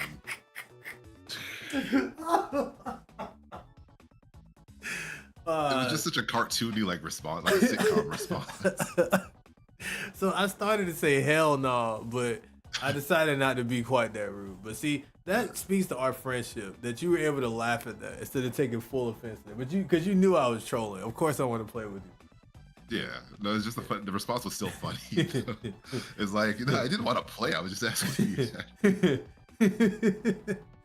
Oh man, dude. Hopefully you guys watching this live are enjoying yourselves while we're being our goofy selves and whatnot. I'm sure we both had tiring days, and I agree with you. I think it'll probably be better than it was at least. I mean, we all talk trash about Nintendo's internet, but it's been getting better gradually through the console. It's not as bad as the Wii. It's not as bad as the first DS times when we were having our DSs out the window and stealing our neighbor's internet to play. Like we're not in those times. So like it's clearly improved. How much it improved, we'll just have to find out. So, what you see, doesn't Mario Kart have rollback? It has something. Oh, it has something. It does has roll. It does has. It does has. God knows has. It has rollback, but its rollback is very frustrating. Very, extremely. Because like you'll be driving by someone and get hit by an invisible shell. Mm-hmm. You'll hit someone, you see that you hit them, and they're still going the same speed. Like it's the kind of rollback. It's a bad kind of rollback, but rollback is only as good as other people's connection as well. Like I learned personally that rollback only really solves the frustration of lag, but that frustration will just be transferred over to teleportation if the other person's connection still sucks. That's true, but I would rather the person teleport than my inputs get eaten and I get hit with an F smash I wasn't trying to run into. I'm always so torn because like as frustrating as lag is, I feel like I have something more to blame when I see the lag. But when the teleportation happens, it's like, all right, did they cheat or did I cheat? Why does it have to Like, be cheating? Why can't it not just lit- be? I know. not literal cheating, I but know. like I know. it's like, yeah, Yeah, but yeah, like yeah. like I understand the dichotomy of it, but like I feel like lag has more tangible blame. Mhm. Where assuming I it's like not a net tangerines trick. too.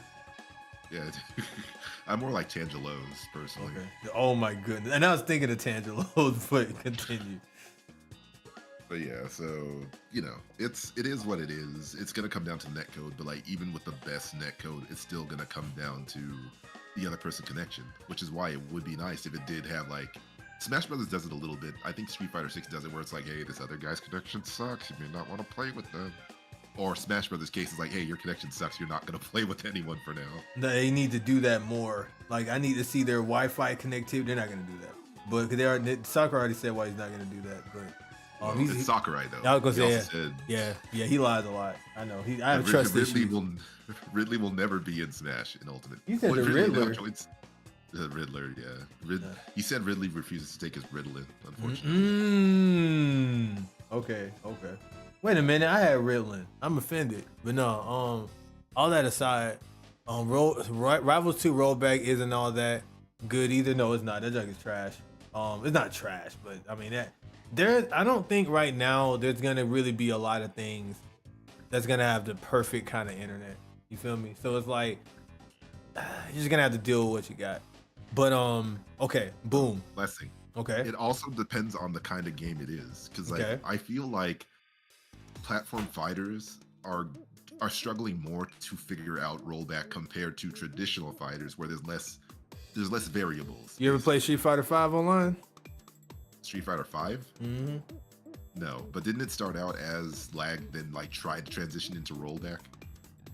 Something like that. I can't remember, but I know that traditional Street Fighter 5, they said that shit was ass. Like that network. Yeah. Because Capcom still didn't figure it out yet, but they clearly learned their lesson with Street Fighter 6, which despite the rollback, it still suffers teleportation if you have a bad enough connection.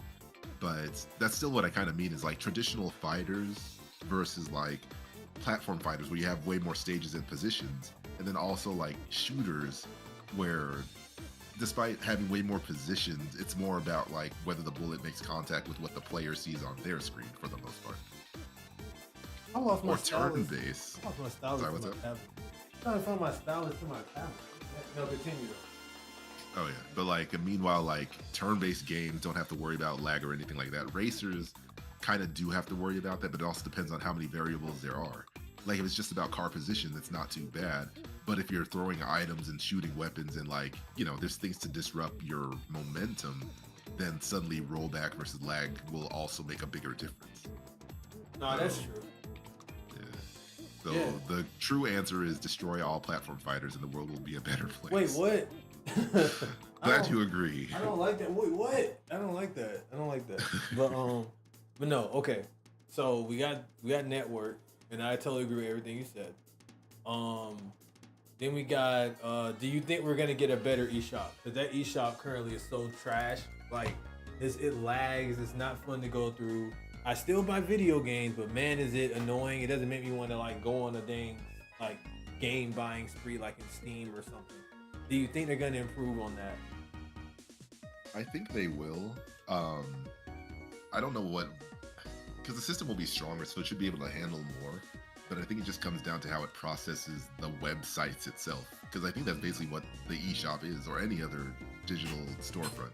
It's just accessing a website and presenting it in a fancy way, right? Yeah. Yeah, so that's gonna fall on Nintendo to improve it on like the back end more than anything else. Oh, they do, because that was an awful experience to have. That shit was so bad. On the Wii, it's so annoying.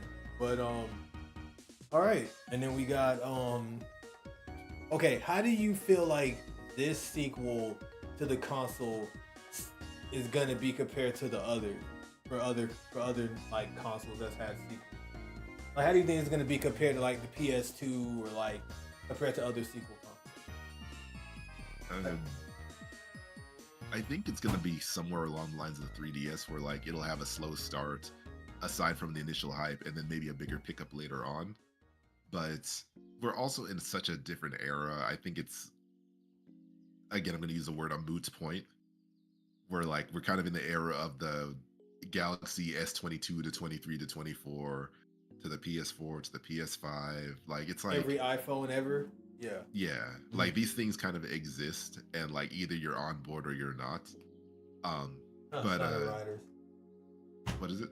He said on board or not. Now the Sonic Riders.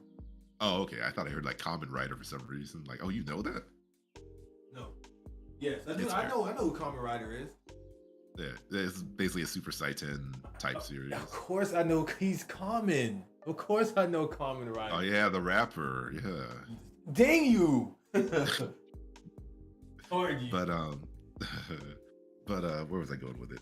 That I think it'll be fine. Nintendo just needs to have like games to incentivize buying that new system. No, but like, yeah, because it's always going to be it's going to be the games that sell. The thing that I'm personally concerned about is that I think we're still headed to like the video game singularity where computer gaming gets cheaper and cheaper, and apparently Steam is eyeing the console market as well. And like, if they jump to the console market, there's going to be a lot of trouble for like Sony, especially Xbox, but Sony and Nintendo are also going to like run into their challenges too, because like, how do you compete with Steam? The only reason why you're kind of getting away with consoles is because Steam is kind of staying in their own little circle over there. Yeah, but now PlayStation has like their imposter. We'll go to the stream on the YouTube side. Hey Locks, the screen looks a little cray. Oh, that's because I haven't paused in that way. Sorry. I'll just let it run. But yes, sorry about that. I was gonna say that, and I found my pen. I found my dolly under my bed. But that came from Ed and Eddie. You found the Dalai Lama under your bed. What's he doing out of India? Oh, all right. God. Okay. Dalai Lama. Wait, let me Google that so I don't sound stupid. Give me a second. Yeah. And while you do that, I talk about what you were talking about, and I forgot what we were talking about again. Let me see. Oh, the sequel console. Okay, yeah. Because that's a whole nother thing with the Steam thing. Like, because they're already doing cloud gaming with Sony and Xbox, so I think we're moving towards that. But going back to the Switch thing, I think that this has the potential to be one of the best sequel consoles, potentially. Not like next one, but I mean like, there's a 2 or whatever. I think there's only been one console that did that, right? That was just the PlayStation 2, right? Yeah. Does the 3DS count as a sequel? Kinda, yeah, but it wasn't like intentionally like, it was more about having the 3D screen than being like any kind of third Nintendo of any kind. Okay. The DS, the DS Lite, the DSi, and then the 3DS. So that would technically have been the 4th iteration if you really wanted to count numbers. That's true. Okay, so does the Game Boy Advance count as a sequel to the Game Boy? It does, because it's part of the family. Okay. But like, one could argue it stands on its own as well. Okay, what about the Super Nintendo? That's just the NES with a Super in front. Yeah, I mean, so there's the family lines, and then there's like its own standalones, but I think it was still early on in the company's lifetime. Okay. So like, the Super Nintendo was a sequel console, but like, it clearly couldn't play Nintendo games and was never intended to do so. Okay, no, you go. I'm talking. I'm my bad. The Game Boy Advance was backwards compatible, but it was also a Game Boy. But like, okay, even as a, oh god, I'm gonna. You're gonna what? Name. Okay. Excitro live streams is saying, is the Wii U a sequel console? Yes, it is a sequel console. That it was able to play Wii games, and it had exclusive Wii U games. Its biggest mistake was that like, people thought it was an accessory as opposed to a sequel console. What did you say his name again? Excitro, or is it Exit Crow. I was like, I'm looking at my channel. Who the hell is he talking about? And I was like, wait, Exit Crow. Okay, I got it now. No, you're fine. That was just hilarious.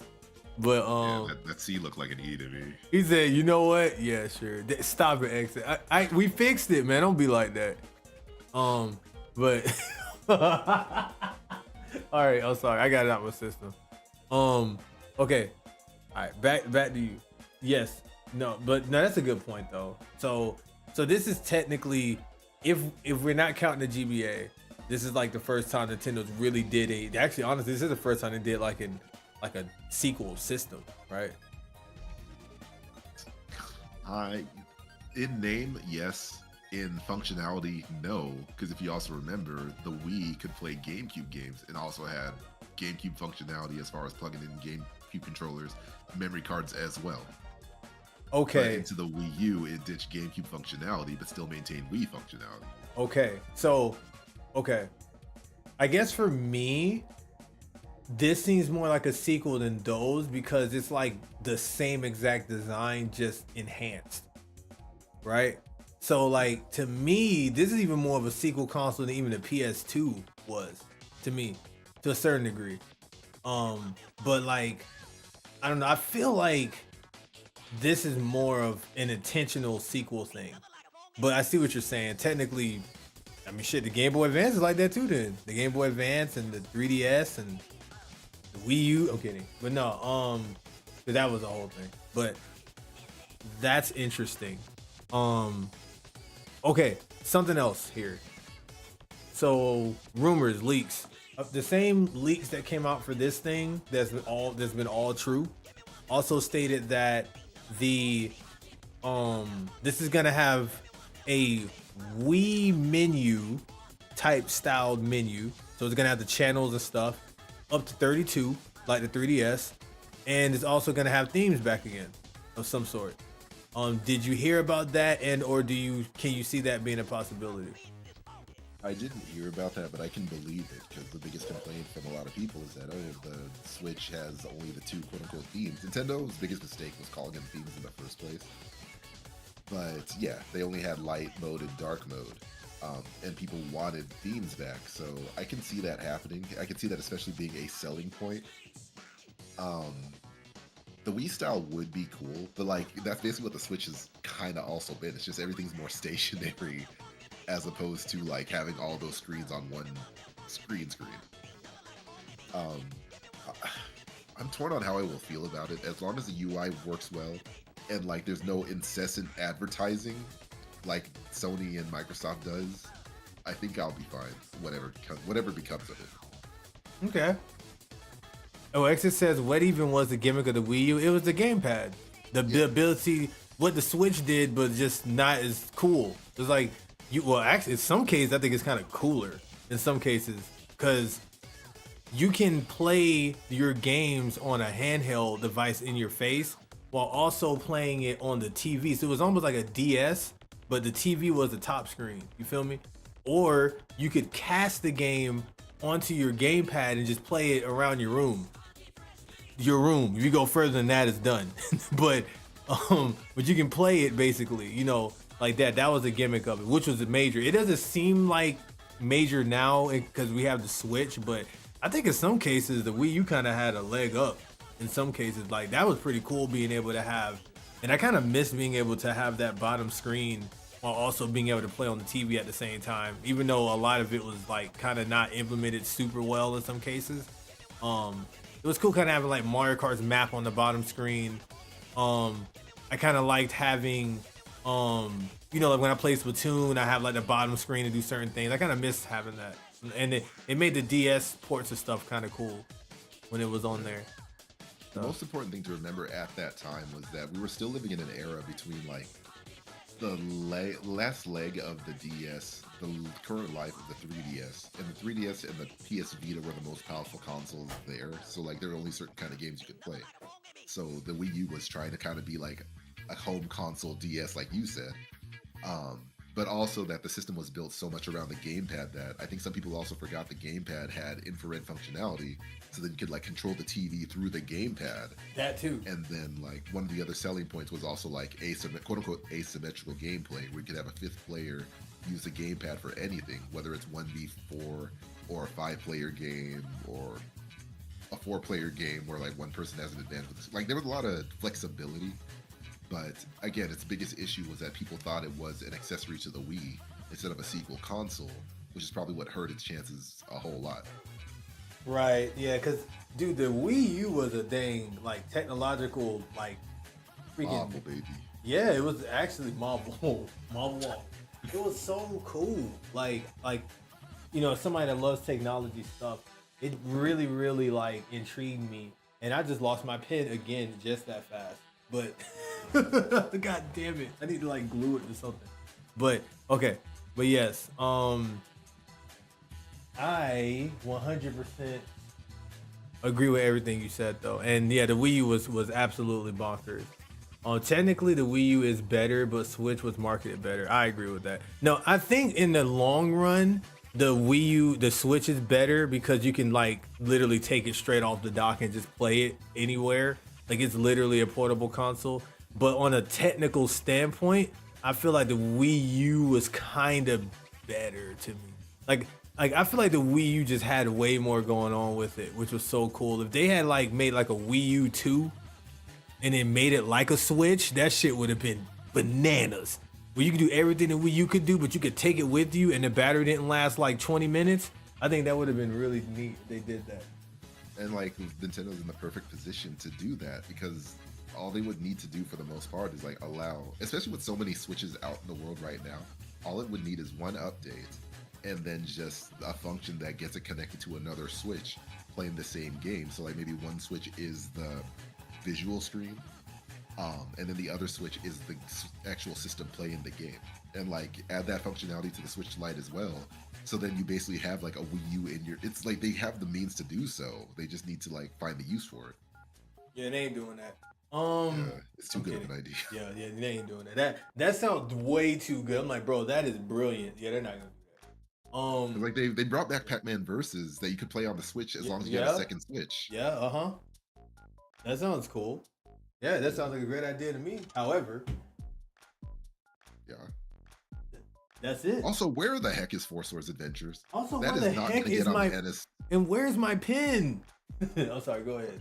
One problem at a time. Oh, I found it. Okay, so yeah. this is how I keep losing my pen. My pen is the exact same color as my gray bed.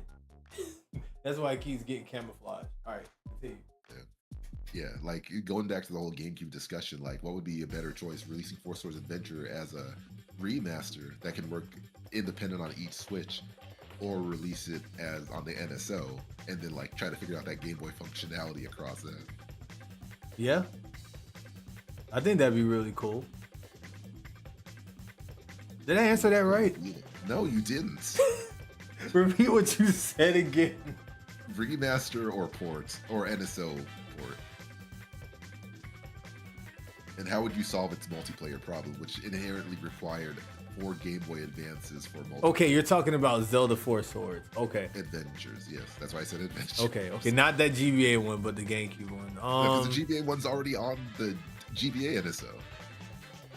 I don't know how you would. That's probably why we haven't gotten that back. Because I'm thinking like you would have to. Damn. Because like you could have the 4 Game Boys on one screen. They did it. I mean, that's how we did it before. Like if you play,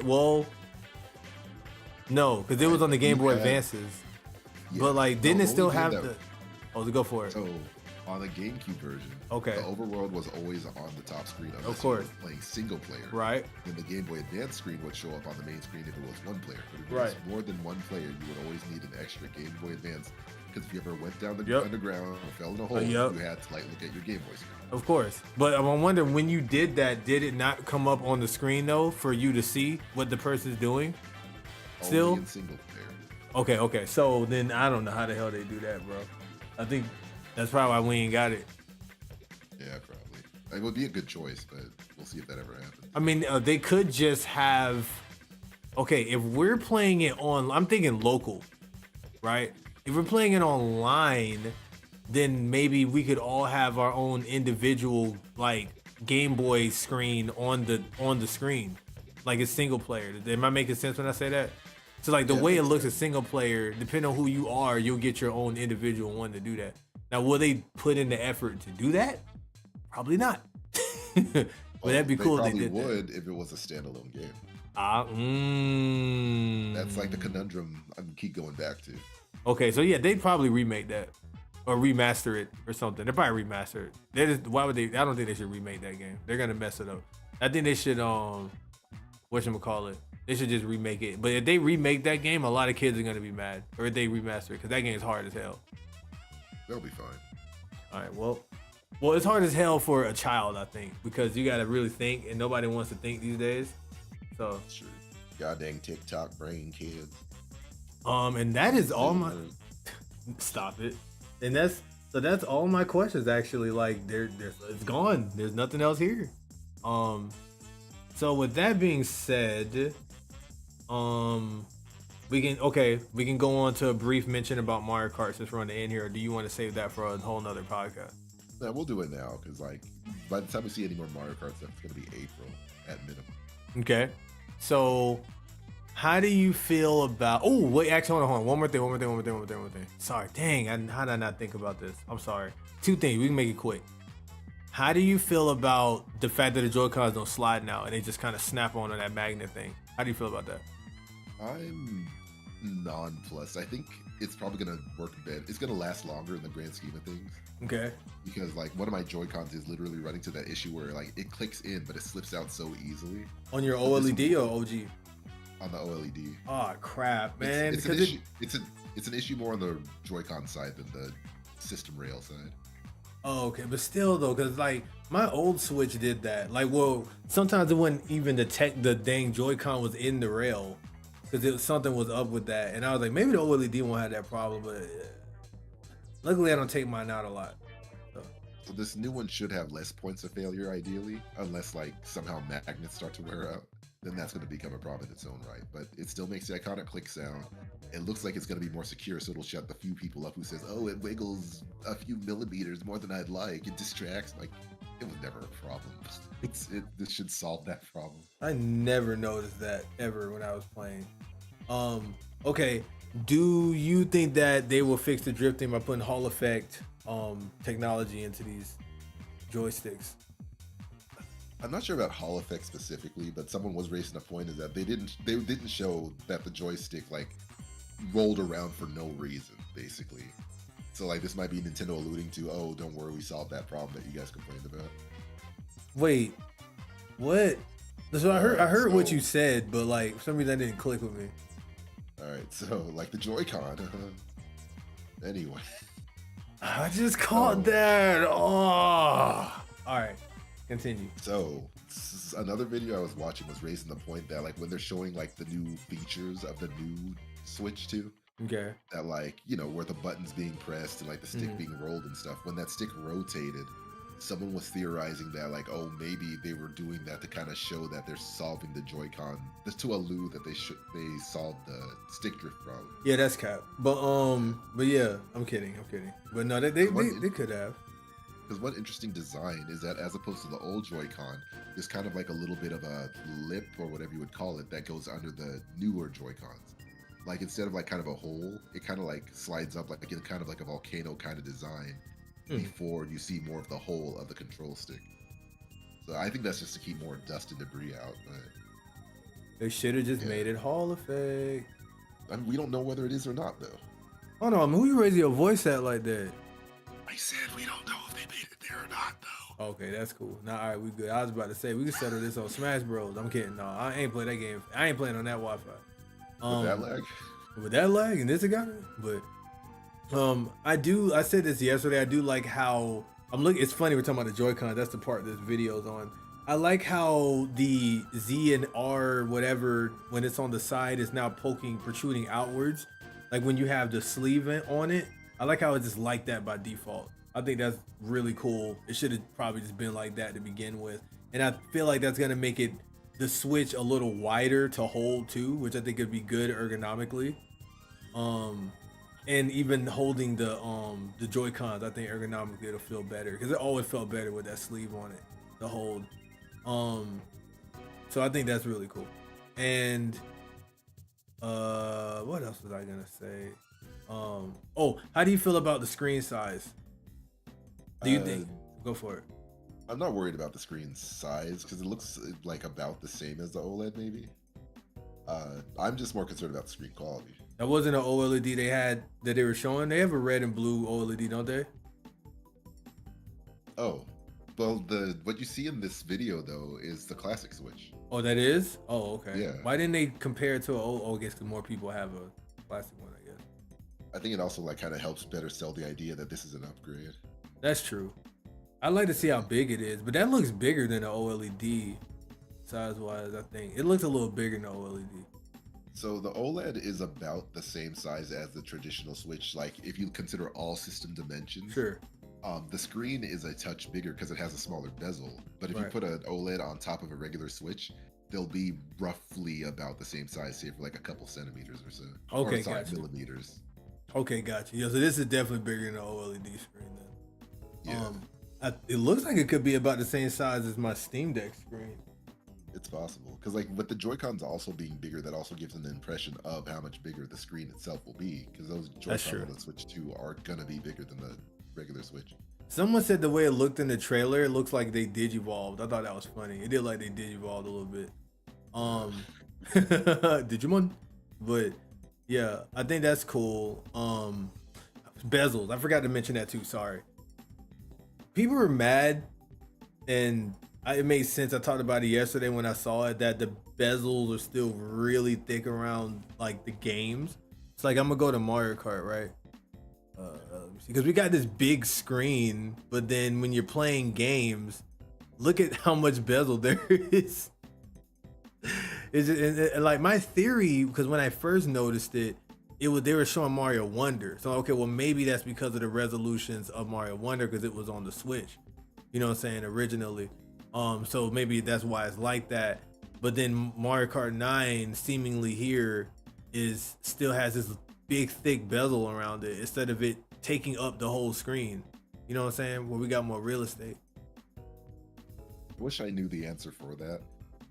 Because if the system is bigger, if it's about as big or a little bit bigger than the OLED, I think that'll be fine. Chances are like maybe it will be the same size as the OLED, but maybe the bezel thing is more of like a console size situation where like whatever tech they had to cram in there, they could only do it that size, but they only wanted to pay for a certain screen size, I guess. I was really wondering why, because I think I know why they did it. Well, thank you for answering that one. I wasn't trying to do you like that. Thank you for answering that, because people may not have known that actually, so that's good. But I guess I was more or less wondering like not why, but like, damn, this could have been bigger. Bigger? Oh, the screen. Yeah. No, not the not the whole thing, but just like, man, we could have had more screen. Like, that's something I like about my like my Ambernick Game Boy replica thingy. Like, Amber what? the Amber from from Genshin. But no, I was gonna say that there is an Amber in Genshin. But yeah, I thought it was gonna be kind of like that, where it takes up most of that beautiful giant screen, but I guess not. But again, most of these things I'm mentioning, it's not gonna have nothing to do with me because I rarely play my Switch games in handheld mode anyway. So I'm gonna be playing it in TV mode regardless. So for me, it's more the performance that's gonna matter to me more than how the screen looks. So yeah, because I'm gonna more than likely be streaming every Switch game I have probably. So it's gonna be on the dock majority of the time. So yeah. Chances are that if this isn't an OLED, then they're gonna sell the OLED later. But the thing that kind of concerns me is that like what's gonna become of the Switch Lite? Because I like my Switch Lite, but I haven't had much justification to play it because the OLED's so good. So if there's like a Switch 2 Lite, will they take the OLED approach, or will they like kind of do the lesser version? Or yeah, it's just a wonder of what they're gonna do. Do you not think that this is gonna have OLED on it to begin with? Because the leak said that it's gonna have LCD, but what do you think?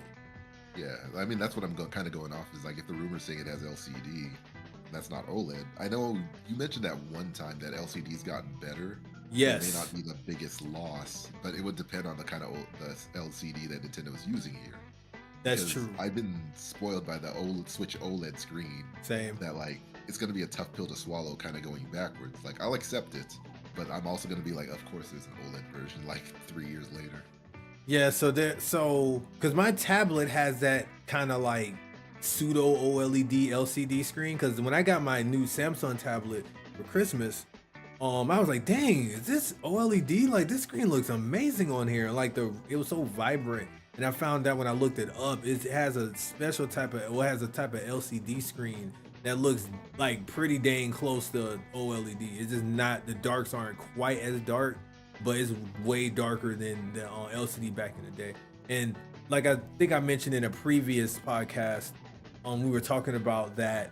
You know, that technology was so long ago. Like I said, LCD screens have gotten tremendously better since then.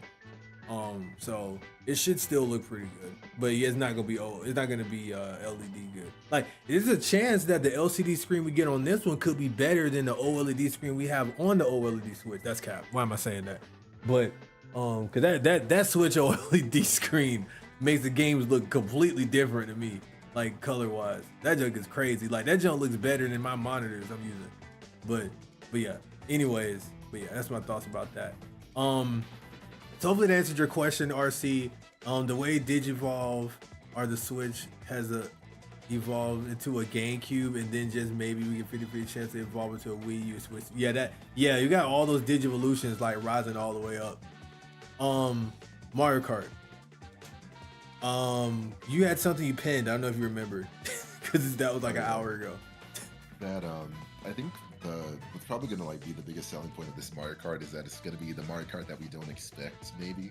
Okay. Like, there might still be traditional functions, like you know, traditional races and stuff, but someone was raising a point is that like maybe this could be a grander mode, or like it might actually be the Mario Kart Tour that that the mobile game probably should have been, but this will be like a true like long, like, yeah, see, like a Exit Crow, sorry, is bringing up like, yeah, there's impression that there's going to be 24 players, right? But like the design of some of these courses also look like they don't look like your traditional racing course, or even your traditional Mario Kart racing course. Like, if this one stage alone that you're showing on screen is anything to go by, it looks like a Route 66 as opposed to like, you know, a Desert Valley course.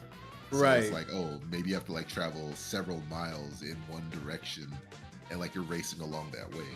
So that would be cool. Like, not an open world Mario Kart, but like a grander size and like a different style of race. Like Burnout Paradise versus Burnout. No, I think I'm picking up what you're putting down a little bit. So like, because they were kind of flirting with that a bit in I almost said Marvel Rivals, damn it. In Mario Kart 8 Deluxe and some of the DLC stages, because some of those were just one lap. And some of those you just no, that was in regular Mario.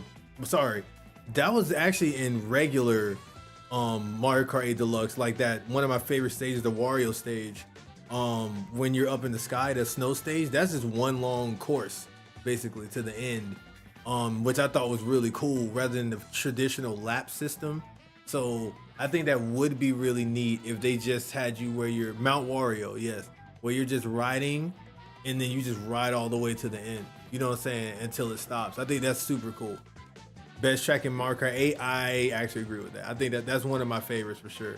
For sure. I love that stage, and the music's awesome too. So.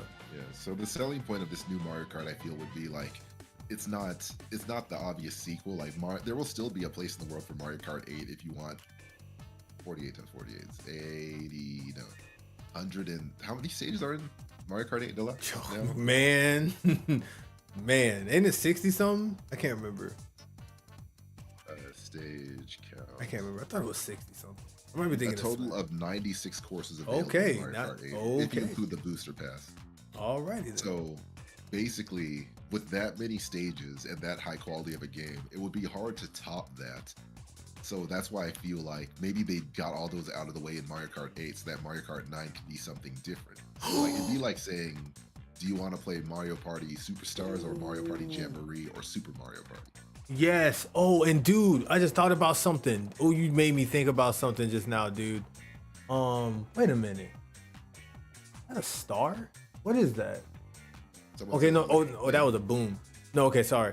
Okay, check this out. Because I was thinking about something. They got 24 racers potentially now, right? And I know you mentioned Battle Royale, whatever. They might do something like that. Okay, so hear me out, because this will make it different. Because we need Mario Kart. We don't need a gimmick, but Mario Karts typically have gimmicks. So like, imagine there isn't necessarily stages, And this okay, let's say there are traditional stages if you want to do that, but they have like a world tour mode that you mentioned or a tour mode, and it's just one long race and see who can last without dying or something. Like maybe you actually have damage or health now if you get hit with certain things, and you race on like 5 different courses that just like you go from the desert to like the sea, you go underwater and then you come out the water and then you go to the volcano area. You're still driving. You just see who can last the longest, you know, before you're taken out or something. Or maybe if you go to the left, it'll take everyone to like a whole different kind of stage or something. Kind of like there's a game that does that. Slipstream does that. Race around the world, stage transition, that goes so hard. Dude, that shit would be so awesome. Yeah, Nintendo's not gonna do it. All right. But I guess because like there's still so much to speculate from it, and we're not gonna know more until they say more. But one thing I kind of hope people don't buy into too much is that like because it doesn't look that impressive. It looks nice. It doesn't look more impressive than Mario Kart 8. No. Don't take that as voice of God, basically, as far as the clips you're seeing. My guess is that like these are some ideas and like maybe a visual style they want to play with, but this is not the final product of the new Mario Kart that we're going to get. Why do you say that? Because I think the point of that clip is like, let's backscale this, let's show them something. They clearly made it 60 frames per second on purpose. Because like if we're running at 30 frames, I'm sure they'd worry like, oh, people are going to be worried, oh, it doesn't run as smoothly and stuff. So like it looks nice, it looks smooth, but it doesn't look impressive because that's not the final build. I can see that, but I also think that it looks like this because this is a different style. Like if you look at Donkey Kong, he's a lot more cartoony. And somebody did a side-by-side comparison between Mario in this game and 8, and he looks a lot more bubbly and cartoony too. So they could be going for a different style to kind of match that Mario Wonder kind of vibe, sort of, potentially. Because they mentioned how DK looks more like his original design, looks a lot goofier.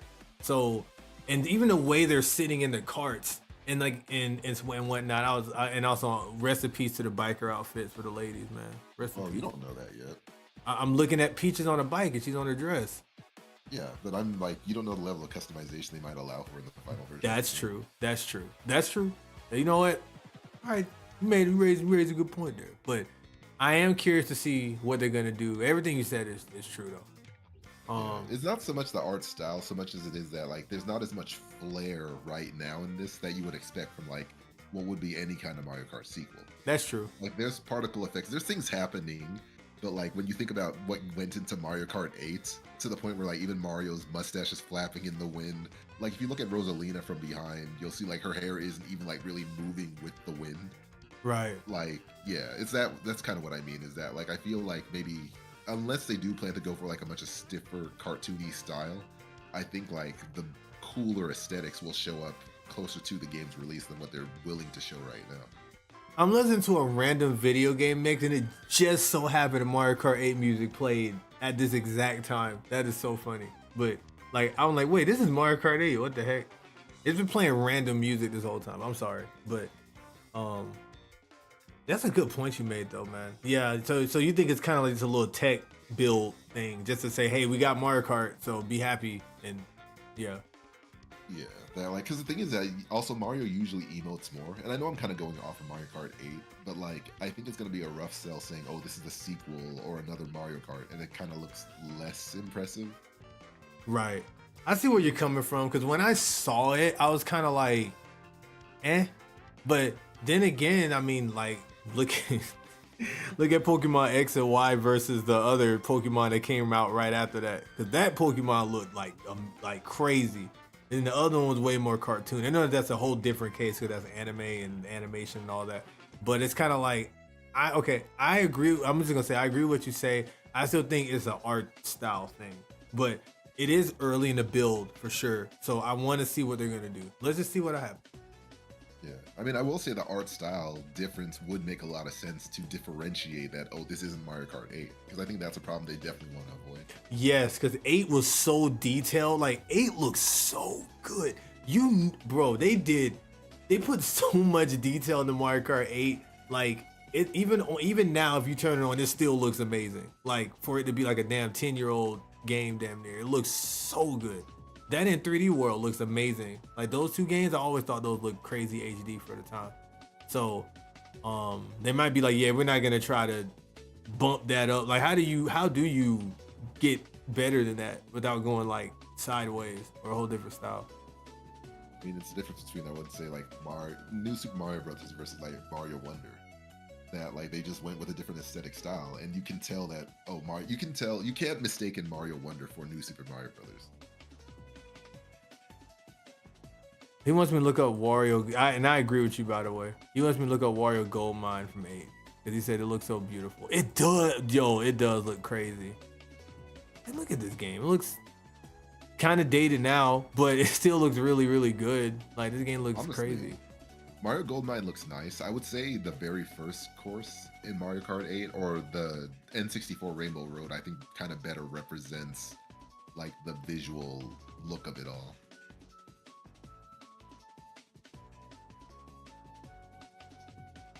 Rainbow Road, Mario Kart 8. N64 Rainbow Road to be specific. Yeah, I actually don't like the stage, by the way, in this game. Not the way, well, yeah, the aesthetics too.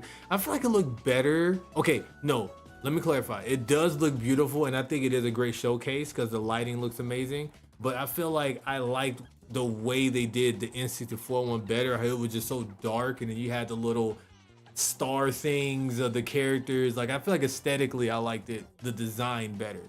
That's what I'll say. Graphically, it does look crazy on this stuff. I just want to clarify. That's no, it's not. No, I'm kidding. But yeah, no, this does look amazing. I feel like seeing them on any kind of like city stage, because that's when I popped off, was when they were like in the city or the airport. That shit, let me sorry, that jump looked crazy when they were on the airport on here. Oh yeah, Sunshine Airport's also a great visual. Like if you're talking about fidelity, yeah, Sunshine Airport's also great. But yes, yeah, basically like I wish there was more we could go off of, and we could probably like try to speculate more if we really wanted to. But there's only so much you could say until April. That's true, and I don't want to go on too long with this because even as a viewer, it could get exhausting, you know. So with that being said, you guys, I guess it's about time to wrap up. Unless you had something else you wanted to say, DT4. I'm hungry. All right. Well, hopefully you guys get some food too, and we're going to start cleaning things up here. Thank you guys so much. Mega Man Open World, exit, boy. You about to have me talking again for 3 hours. But I mean, let's be careful now.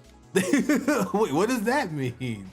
Like, the open world's such a big selling point, but then like you just wind up with like waypoint, what is it? Like a waypoint vomit on your map. Like run to this part of the map to like solve this little mission, and run to this part of the map. Like, no, that's you know, there needs to be incentive to run around this open world. Otherwise, it's like just kind of you want to be more like Breath of the Wild and less like a Ubisoft game. No, that makes sense. Like you want to have a purpose, for lack of a better word. I got you. That makes sense. But thank you guys so much for tuning in. I'm glad you had fun, RC. Here we go. We said hopefully we'll have another podcast, and here we go. We have another doggone podcast. DT4, thank you so much for coming in, man. I know that I kind of snatched you up last minute. We were gonna probably do a long call talking about it anyway, so I figured why not just record it, you know? Yeah, it works out. So thank you, man, for coming in and, you know, talking about it with me. We cracked a lot of jokes. That joke had me crying. My eyes hurt right now. And hopefully you guys had a great time. For those of you that tuned in live, man, if y'all aren't watching this live, man, y'all gotta come to the live showcase. It's funny. I get to actually talk to you guys. We get to talk to you guys. You know what I'm saying? And get your questions and stuff. But appreciate it. We'll talk more about this when we get more stuff. For my viewers, I'll probably do like a regular stream tomorrow. Like playing some games and, you know, doing a traditional club lock stream. But it was kind of fun doing this reaction thing. So, but yeah. Anything else you want to say, DT4, before we close out? April can't get here soon enough. Like, can't. I am basically just ready for more Switch news and like give us something more to chew on. Because as nice as this was, it's like it's kind of like they handed out like a piece of candy and then said let it sustain you for 2.5 months. Pretty much. So But yeah, you guys, thank you so much. Follow DT Faux on Blue Sky, I guess. On Blue Sky, which I did download. I need to finish my account on there. If you have Blue Sky, it's kind of like Twitter, but better. So get it. That's the most I'll say right now. You do your own research. And you know, you can find me if you're depending on what you're watching this on, club_Loxus over on Twitch and YouTube. So it's not different anymore. So yeah. So you can find me on both of those with Club Loxus. But yeah, thank you so much for tuning in. I will see you guys on the next one. Peace out. Bye.